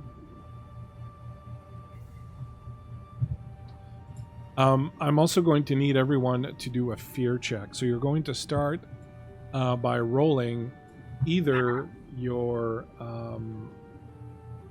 empathy or wits, whichever one you want. You roll just that die. Just that die. However, you get a d6. You get an extra d6 for each friend around you. So you have 3 friends around you. So you will roll just that die of empathy or wits, whichever one you like. And then you're going to roll 3 extra d6. And what's our goal? Your goal is to get at least 1 6. Well, you need more than 1 6 not to feel fear with this creature, but at least 1 6. At least not 1 no 6s. Oh fuck. Okay. Or higher, right? Yeah. Okay. 1 6. I've got a 7. Yeah, or higher. Yeah, 7 or 8 or 9. And I got a 7 and a 6. If you have a 10 or more, it counts as 2 successes. I got a 7 and 1 6, so that's 2 successes on my 5 dice. 2 successes is what you need to not feel fear with this creature. I got 1. Same. Yeah. If you got 1, you lose your action this turn as you cower in fear at the sight and the sound of this thing bearing down on you. All right, so drawing the initiative. First is Lucien at 5, Maxwell at 7, 9 for Grayson. Miss Francis gets 8. No. Macklin gets 8, and the creature gets a 3. The creature comes barreling down on top of you all. So let me just give you a brief description of the situation. So you are on a kind of little hill. There's no real cover around here. Further down this little hill on either side, you get into forested areas, except for one area that is kind of a more open plain. It is coming up to you, and as it's coming up, you feel the ground beneath you get spongier. Like you were on this hillock because the ground was drier and harder, but it's turning into the same ground as the rest of the moors, very spongy, very wet. Thank you very much, Miss Francis. Very wet, and your feet are starting to sink a little bit. It comes charging in, barreling in. You feel a little like you're suffocating as the green miasma that surrounds it sort of wafts over you. And just because we didn't necessarily establish who was standing where, I'm going to roll a die at first to see who the first target is going to be.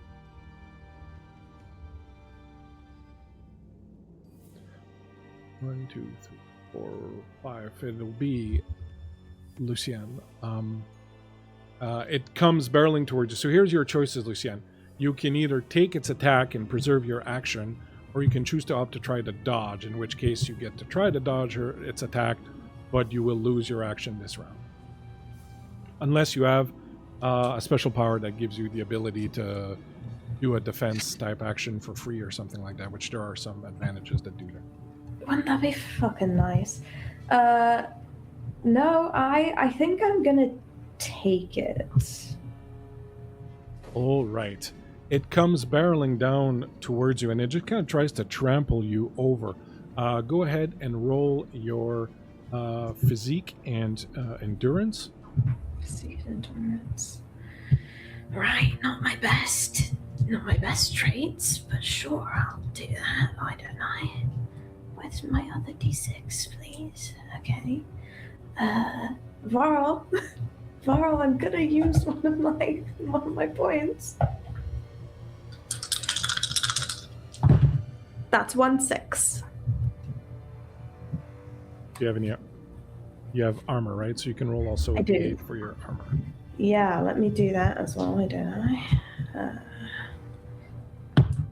That's just a 5, so that's 1 success. All right. So it barrels down on you and basically just kind of runs you over and tramples you. And as it does, you feel its hands try to reach out to grab you. Now, because you got at least 1 success, it doesn't get to actually grab you, but you take 4 health damage and 1 resolve damage as it barrels you over and stamps you into the ground. And then it kind of stops right where you are, and it rears up on its back legs. And when it whinnies, that sound you've been hearing, it's not the horse's head that makes it, it's the strange human head. Okay. that's And then after that, at 5, it's your action. All right. Yeah, it's my action.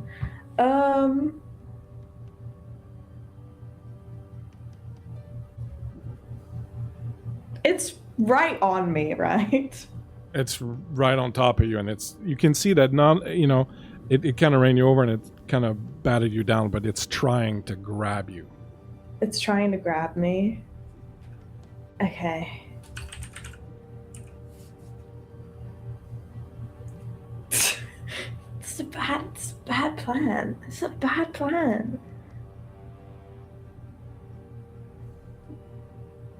What, hypothetically, storytelling,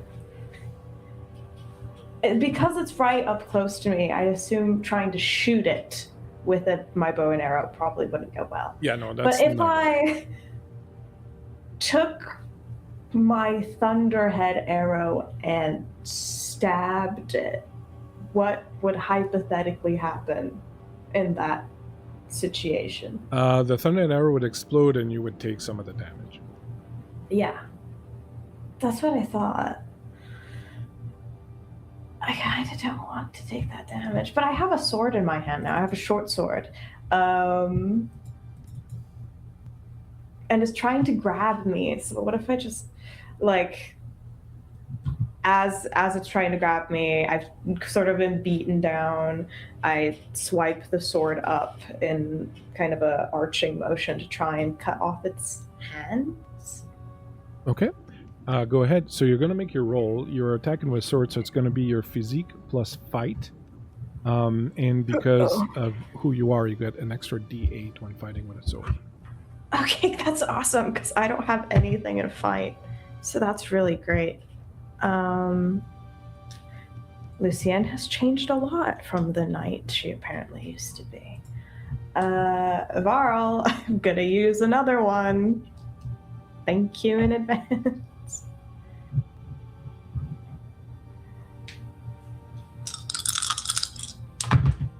That's 2 6s and a 7. That's pretty good. That's 3 successes. I am going to let you describe that. You will succeed 3 successes. You will absolutely succeed in whatever you want to do. So go ahead and give us that description of what happens in that particular instance. I don't think Lucienne is very in her body when it happens. I think she's terrified. Everything's sort of happening all at once. She's just gotten a lot of really life-altering information. Edith isn't here. And not only isn't Edith here, she's sicked something on us. And now I've been barreled down by a monster. And I've gotten hurt. And I think it sort of like flashes back in her mind to a time where she was in a battle, except it was Sir Galahad. And someone had similarly been on horseback trying to reach for him. And Sir Galahad had arched his blade and cut the hand from the wrist. And it sort of flashes between that image and the image of this creature as Lucienne slices upwards and severs hand from arm. And I don't know if this thing bleeds or what, but it's not a pretty sight. As you sever the hand, first of all, it's so stringy and there's so many tendons and muscles that the hand kind of stays attached a little bit, and it's kind of dangling there like a mitten, like, you know, kids have sometimes bring that. So it's kind of just dangling there on a piece of tendon. And yeah, it does bleed. This black blood just sort of splashes all over, and it screams in anger. For those of you who don't know the way the system works for these creatures, at every level of wound, something happens with them. For the GM, there's a description of what they feel like, and then what that does. So you've done 4 wounds to it because of the 3 plus the 1 for the weapon. So you've brought it up to a condition called vengeful. In which case, as soon as that condition hits at 4 wounds at vengeful, you see it start to sink into the ground, and its hands wrap around you. Its good arm and its cut off arm, they wrap around you, and it pulls you up to it, and you're all the way up against that fleshy horse head, and it's sinking into the ground, and it's dragging you with it, and you feel your body sinking down into the depths of this moor as it's dragging you in with it, and you there's nothing you can do. You're trying to kind of push away from it, and you're just being sucked down by it as it sinks down like a lead weight, just dragging you down with it into the ground. That was at 5. At 7, Maxwell, you see this happening in front of you. You see Lucienne being dragged into the soil and the moors by this creature. What do you do? He basically like runs over like a champ. And like he runs over like a champ, right? And he lassos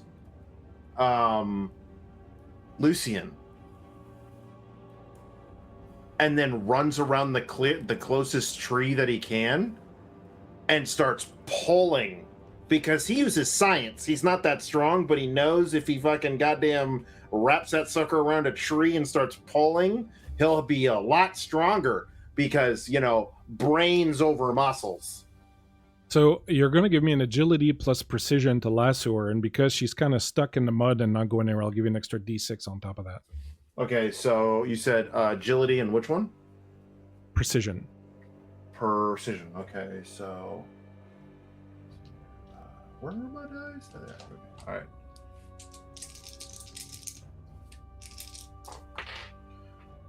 Okay, what's a success on a D10 again? Sorry. Everything is 6 or over. If you have 10 or over, it counts as 2 successes. I was gonna say on the D10, I have a 9, and then I have a 6 and a 5 on the 2d6s. All right, so the 9 and 6 are 1 success each. You got 2 successes. So you reach out and you manage to lasso and wrap the rope around her, and you run around the tree and you start pulling, trying to pull her out. And you can see that it's slowed down her going in. We'll see where it goes after this, but the leverage of the tree, the fulcrum point, like allows you to that pulley point basically allows you to kind of hold her, and she's like stuck, and this thing is dragging down and it's trying to drag her, but she's kind of staying where she is for the moment. Anything else you want to do or say? You are allowed to say something if you want, or the only thing you would say is no, you don't get to go into the ground yet. We still need you. Sorry. Stay in here. I said I was sorry. Okay, you don't get to leave no more. I said I was sorry. And on that, Grayson at 8. Question. Macklin is after me in the Yes. lineup? Okay. Yes. I am going to sprint over to Macklin and grab the wicker horse, and I go, if I set this thing on fire, what happens? You fucking roast a marshmallow. You get yourself a fire. Nothing. Do you have any seaweed on you? We need seaweed. Do I have any seaweed on me? I don't I'm know. a Do you crow. have seaweed? Do you have any seaweed on you? I mean, I feel like I'm someone who might have seaweed on me. But There are special powers in the game that allow you to randomly have something you need on you. I think it's the Green Warden that has that, maybe? I've got all the tricks and I've got larceny. Rat Pack. No, I think it's the it's a Green Warden power that allows you to have something on you when you need it. You do not have anything that I can see that would allow you to just randomly have seaweed on you, which is a very weird thing to have since you also don't live anywhere near the sea. Fine. Just like, do you have any seaweed on you? We need seaweed. We need to burn seaweed. No, I don't have any fucking seaweed on me. And I reach into my leather coat. Also, another question. Am I wearing what I was wearing when I left for this adventure, or am I wearing what I was wearing when I was talking to the slower? But same thing. No, what you were wearing when you left on the adventure, sorry. Okay, I just want to make sure. So I reach into my leather coat and I pull out a firearm and I level it right at the head and pop one off to see if it will release Lucien for us. Agility and precision, please. Okay, well, I'm going to, let's see, agility. Oh, that's nice. And precision. I'm going to use a karma, so I get an extra d6. Is that right? Yep. An extra of the lowest of the an two extra die, of the lowest die that you which have. Yeah. in my case is a d6.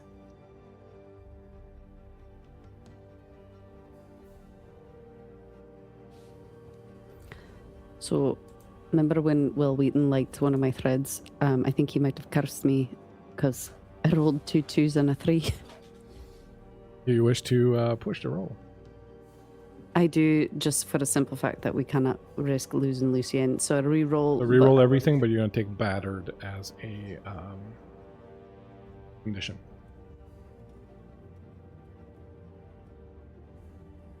Okay, that's 1 success. I got a 7.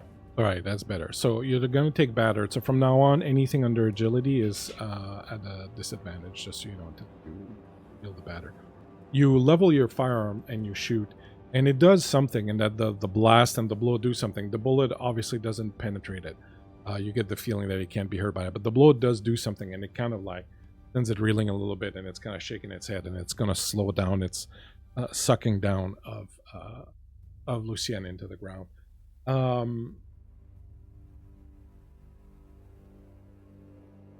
Macklin runs forward and draws sword from under his thing and takes an attack on the thing, and he manages a pretty good hit on it, enough that it kind of rears back and sort of scuttles away from him a little bit, kind of they're moving into the ground with it, and it moves Lucien, but you're kind of holding her with the rope, and it almost loses its grip on her. And Lucien, you start pulling out of the ground, and Macklin kind of gives it a pretty good whack.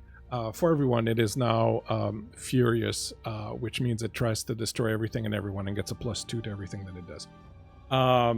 As he gets a pretty good hit on it and more blood kind of goes, it erupts with this foul green air from its mouth, this kind of breath that just sort of wafts everywhere. I'm going to need Lucien and everyone in... Probably not Maxwell, you're pretty far, but everybody else, including Grayson and Macklin, to make physique and force rolls. Sorry, physique and endurance rolls.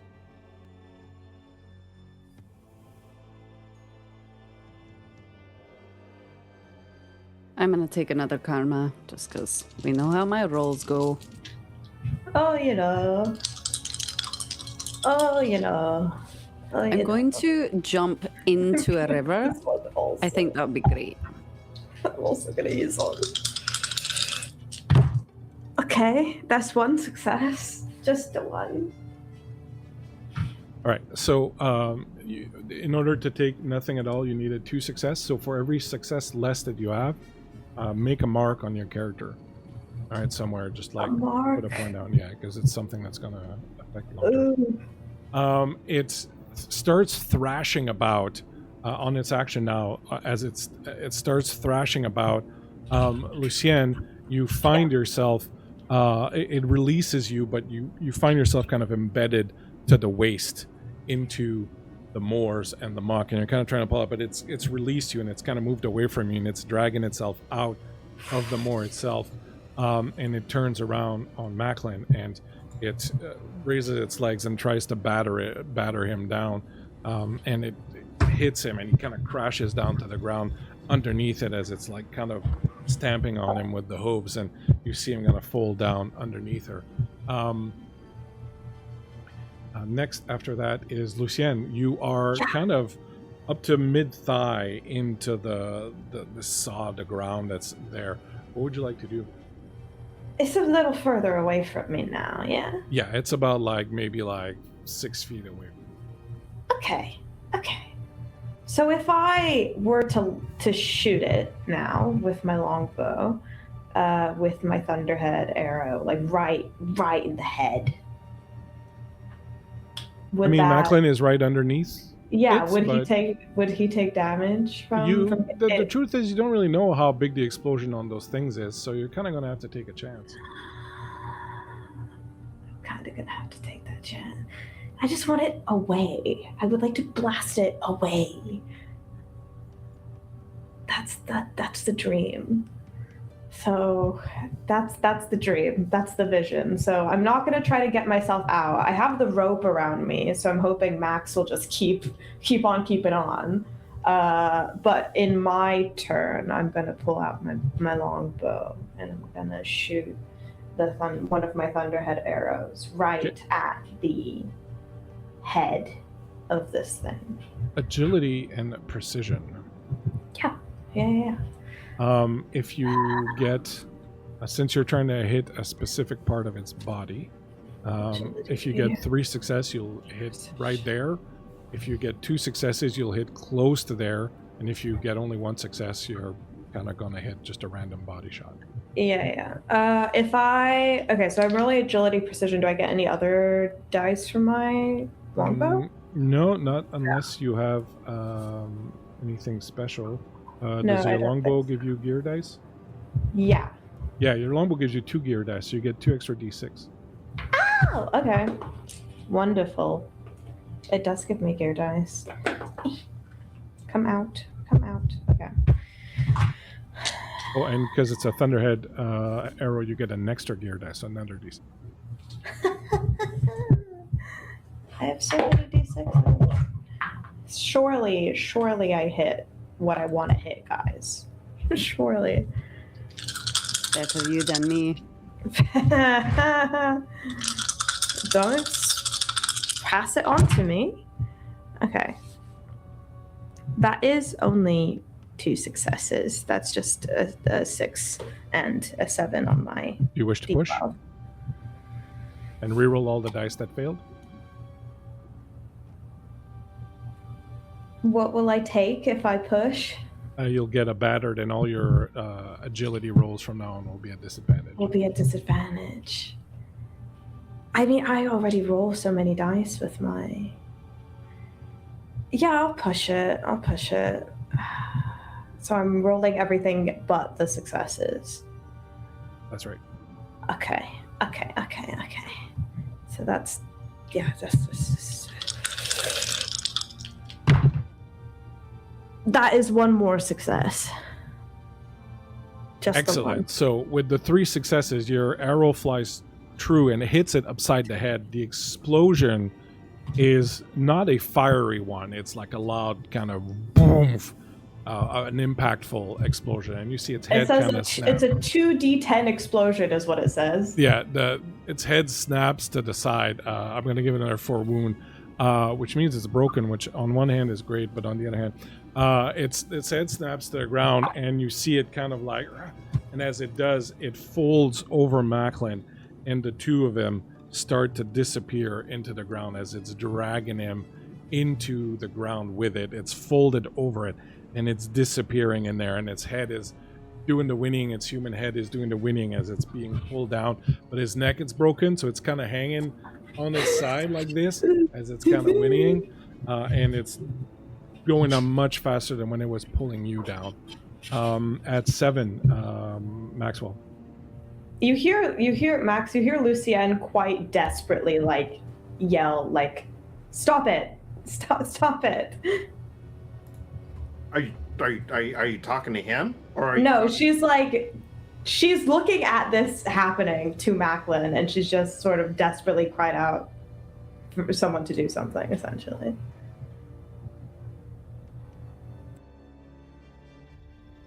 Can I see?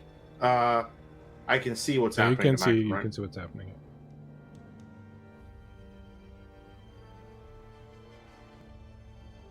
I'm gonna regret this. Love it when players.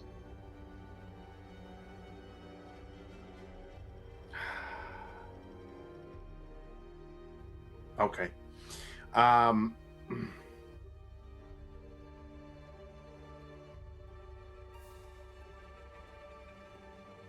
This thing that's attacking Macklin or whatever it is, right?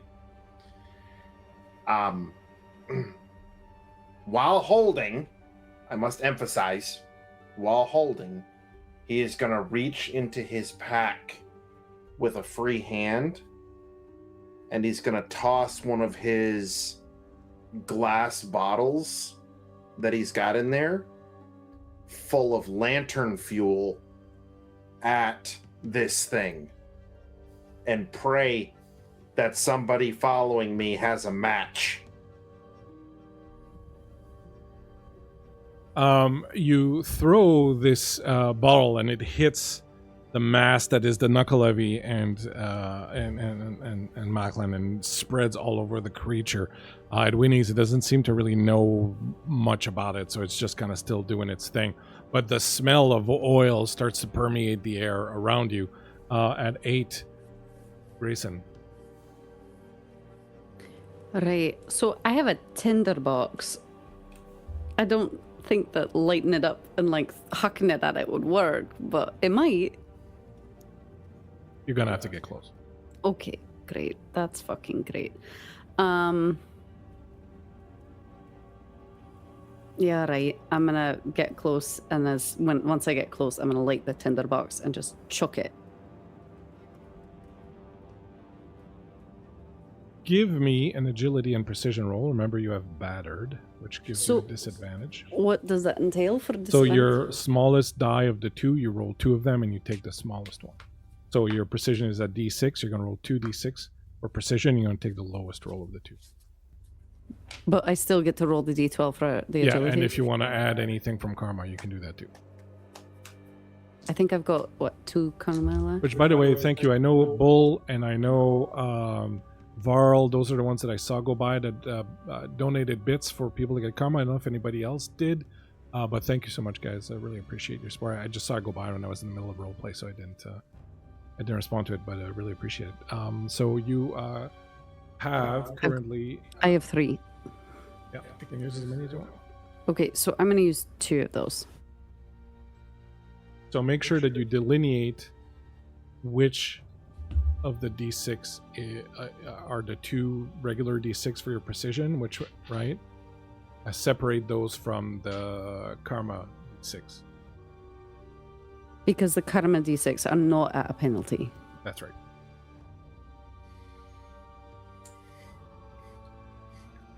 I'm using my nice dice envy dice. I hope they don't fuck me.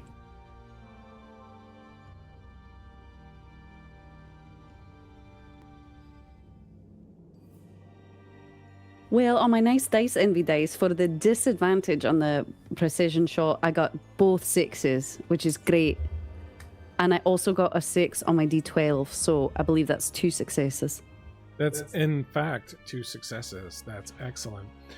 So you rush towards the creature and you hit your tinderbox just as you get close to it, and it sparks once and nothing happens, and you hit it again, it sparks, and you can almost see the spark jump, and then it catches onto the fumes of the oil, and then you see it light up, and all of a sudden the creature is engulfed in flames, and you see underneath Macklin is kind of being dragged down into the ground, is trying to maneuver his sword, and he kind of pushes it up, and it cuts through the side of the creature, and the creature screams again. And as it starts to burn, and it is now its action, in its death throes at Broken, it rears up. Its long-ass arms, one of them with the hand kind of just hanging limp, wrap around you, Grayson. And in a moment, you are pulled with it underground, all the way into the moors. You get dragged under. You feel the water, the mush, the sod all start to go into your mouth. It blocks your airways. You're trying to move and to kick around. The creature at Broken seizes the nearest victim and retreats into the deep. And it drags you down into the sod with it. And the rest of you see Macklin be ejected out of the ground and sort of roll away as this creature, the flames remain with the ground burning a little bit where the creature was, the smell of its flesh burning, lingering in the air. And both Grayson and the creature are gone. Macklin gets up quickly and rushes towards you, and starts pulling you out or helping you get out of the sides. Like, we've got to go. It's going to be back. It's going to be back momentarily. We have to run. We have to run. It's going to return. What about Grayson? Grayson's gone. There's nothing we can do. Unless you want to stay here and start digging. There's nothing we can do. Come on. The creature's going to be back. It's just gone to lick its wounds. It'll be back way too quickly. But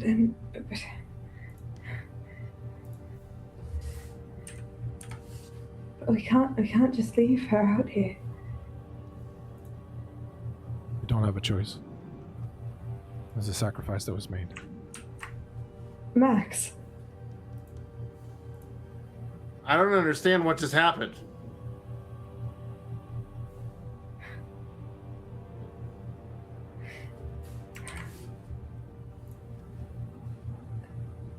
These creatures, they're from the earth itself. It's like trying to fight the whole of nature when you encounter them. It's unkillable. It will just come back. We have to cross fresh water. It won't be able to follow us if we cross fresh water, but we have to start running now because it's coming back.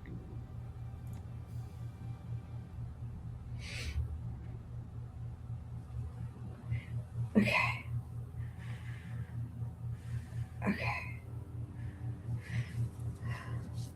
Fuck.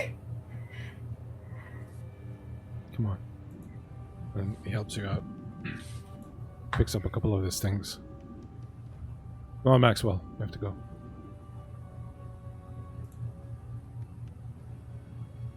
Like he comes, but he's like hesitantly like looking back.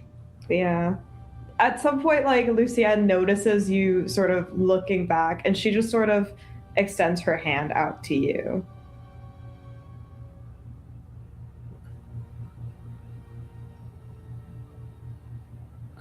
I don't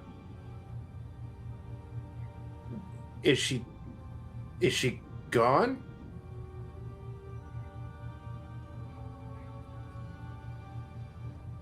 Mhm.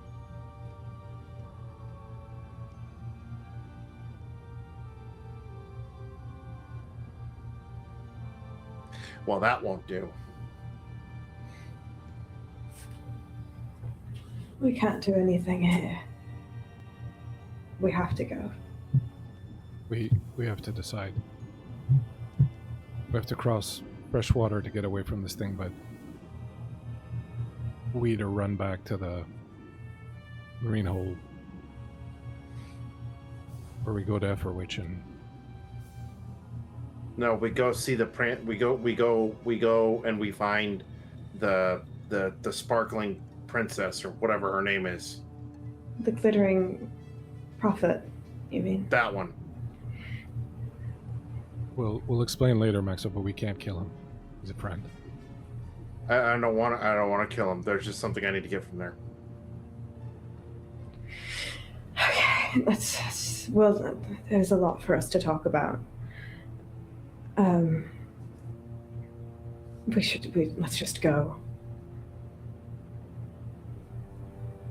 You pick up running.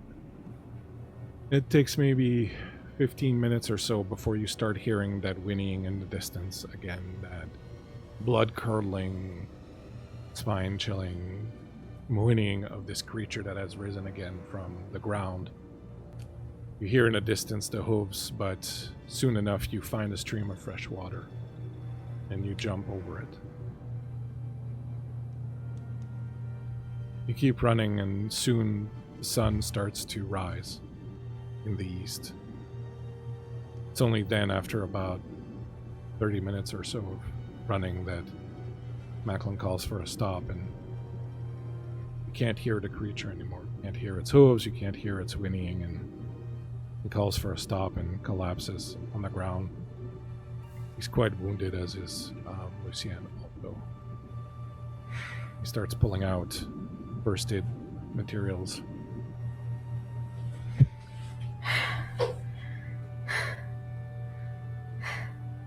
Sit here, Lucien. Let me look at your wounds. Fine. Lucienne, like, she lets this happen, but she's not really saying anything. She's just sort of like looking off into the middle distance.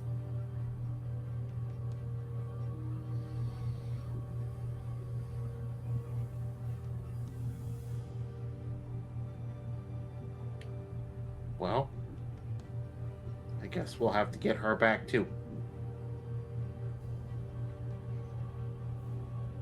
I don't know if you know Maxwell, but your daughter's in danger at the Greenhold. They're planning on killing her.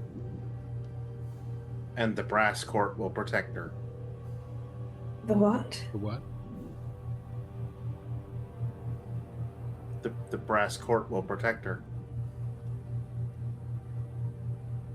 One of the Fey courts? Mm-hmm. Did you make some sort of deal with the Fey? You know, to be perfectly honest, I don't know if the deal itself was solidified or not, but we'll find out when I get the thing. What thing?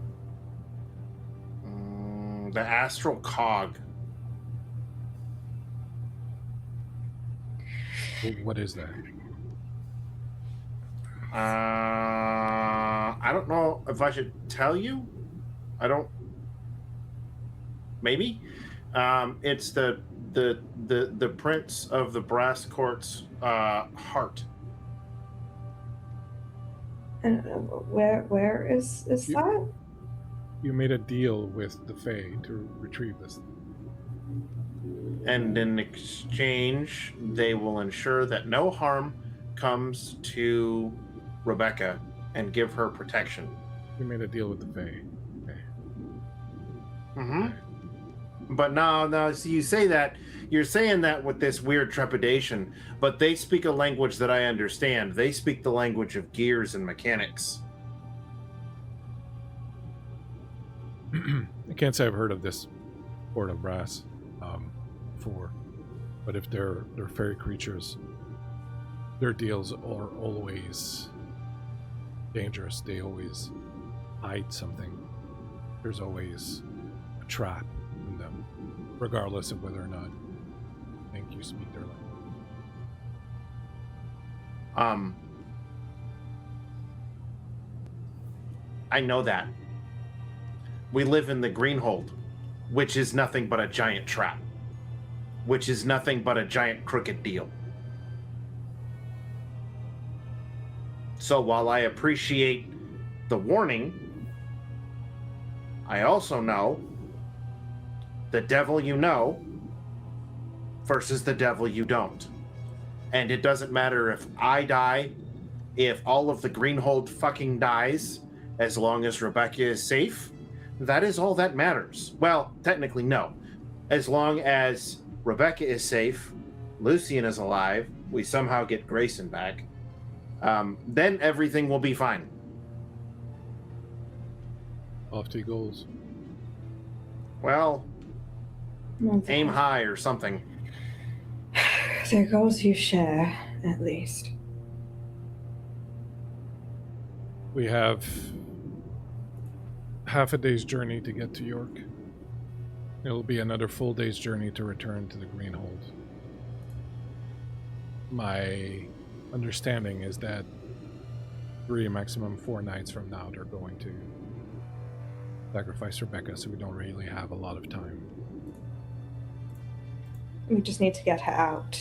Then Which we can do. If we leave right now, we can return to the Greenhold right now and just deal with it. Or, as I said, we can go to York and try to enlist the Prophet's help and find this whatever astrolabe thing, whatever that you find.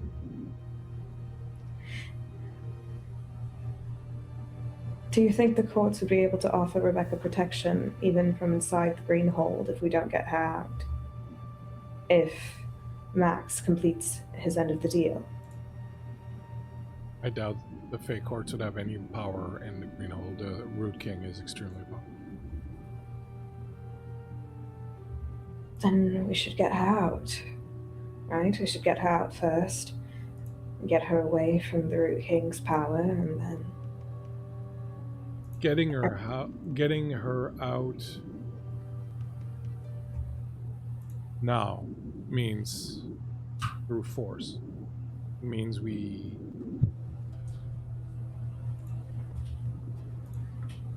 don't get to do this. With the Prophet's help, it might be more subtly, but yes, it does crimp the time a little.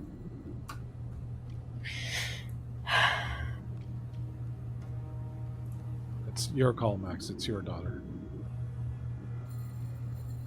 Oh. The time for subtlety's gone. So you want to go back now? And just try to get her out by our own means? It means you can't get the whatever thing you need to get for the brass court.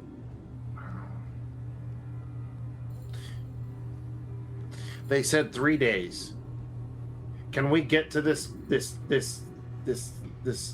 person in 3 days? We can. We can be there by tonight if we start running again and Which way? South by south. Are you? It looks like you, Sin. Are you okay to go on? I'll be fine. We can't stop now, but we can't stop now.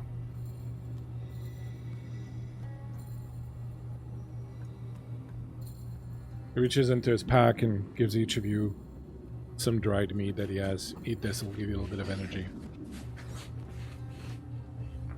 We get going. When we get there, we'll try to find the Prophet or Murden and take it from there. If we move quickly, we should be able to make it back in time. So let's move double quickly. And as the three of you set off, heading towards Efferwich. Grayson, are you still there? It's dark. You are completely swallowed by the ground, and after a while your mouth and your throat fills with dirt and sod and the wet mulch of the moors, and you can't breathe anymore and you can't see anything, and just into this cold, wet envelope, really. And nothing happens for a while, except for Miss Fun.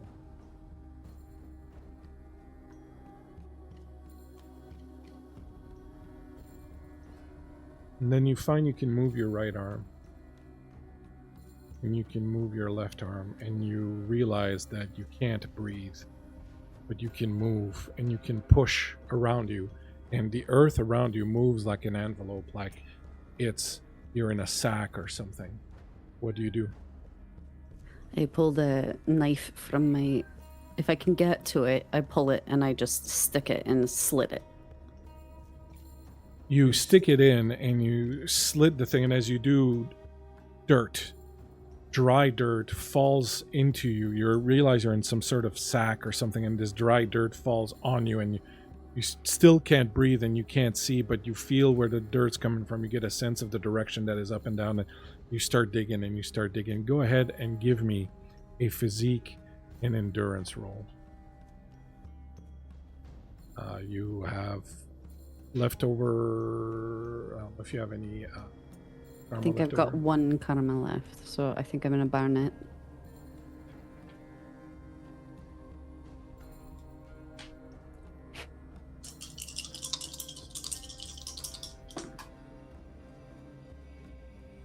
Jesus, tap dancing Christ. Like to push? Sure.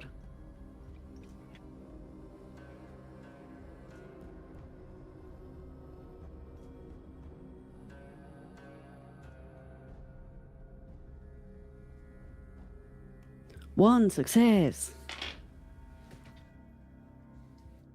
One success. A couple of things happen. The first thing is you start digging, and as you do, you get a memory coming back. Your hand. Do you remember what happened to your hand, how it became? All I was told was there was a fire.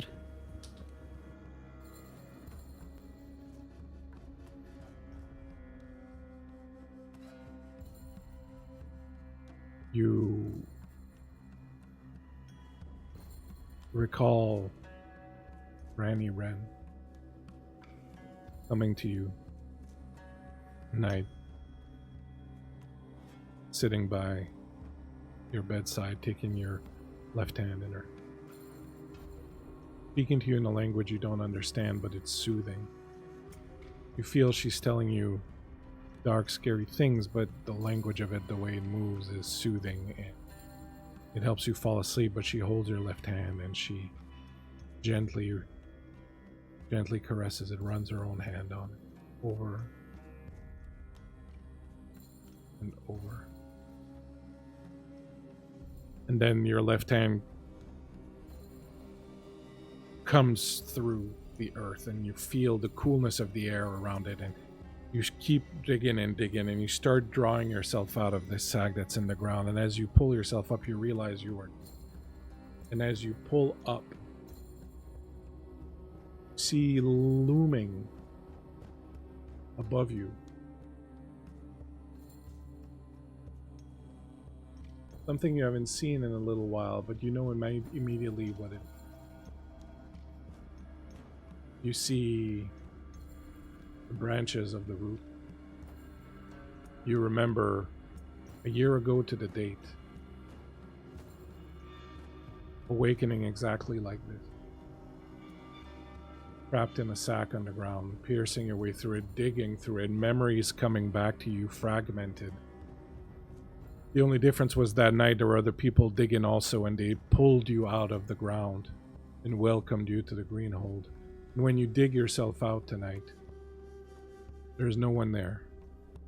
You see, as you pull out, the dirt and the mud just stick into your body as you kind of stand up. You see the lights of the village below. It's quiet and dark. You see the remnants of the Ostara celebration, the fire pit, the food that has been picked up, but the tables are still out there. And you hear a voice near you. When you look, you see the Green Knight detach itself from the tree.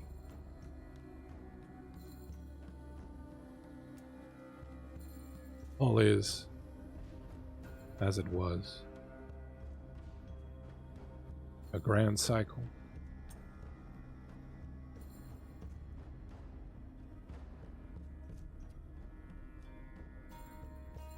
What do you do? He does see me.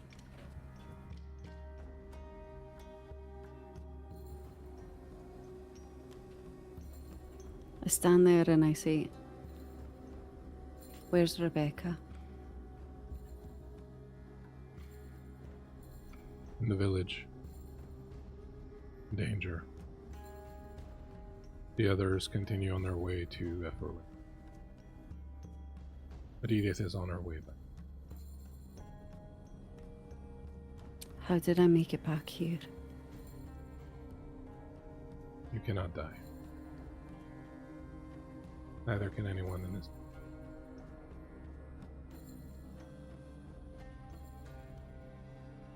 So I just got a reset.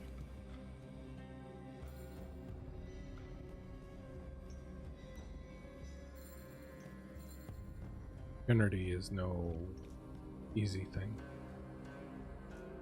You may wish soon enough that it wasn't a curse for you there, but as long as you remain here under the Root King's protection, you cannot die. You will grow like the Greenhold. The green, the power of nature will one day spread over the earth. Incorruptible, unkillable. Only if you reject the root will you find this gift taken away.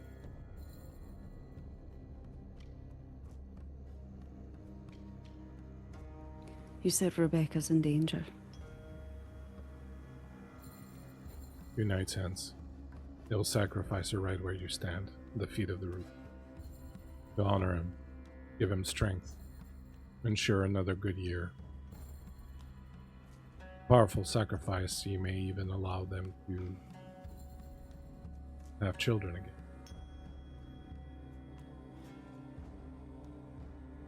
First one must die so that the other.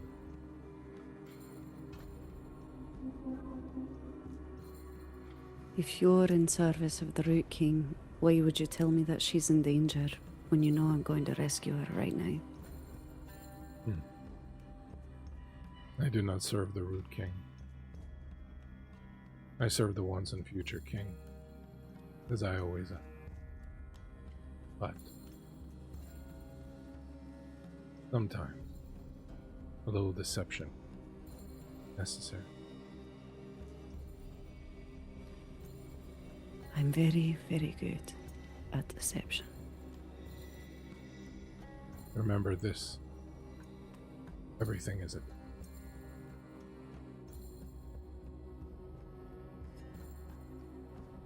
Now hide. Hide before the sun comes up and they see. And the shadows will be your friend.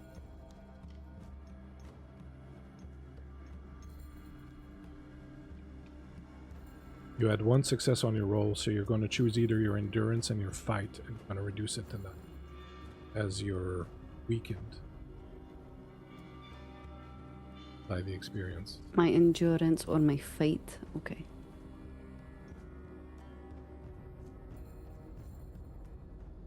As you slip into the shadows, reborn but weakened, and as the others travel forth towards Efferwich, in the hopes of gaining the means to save Rebecca,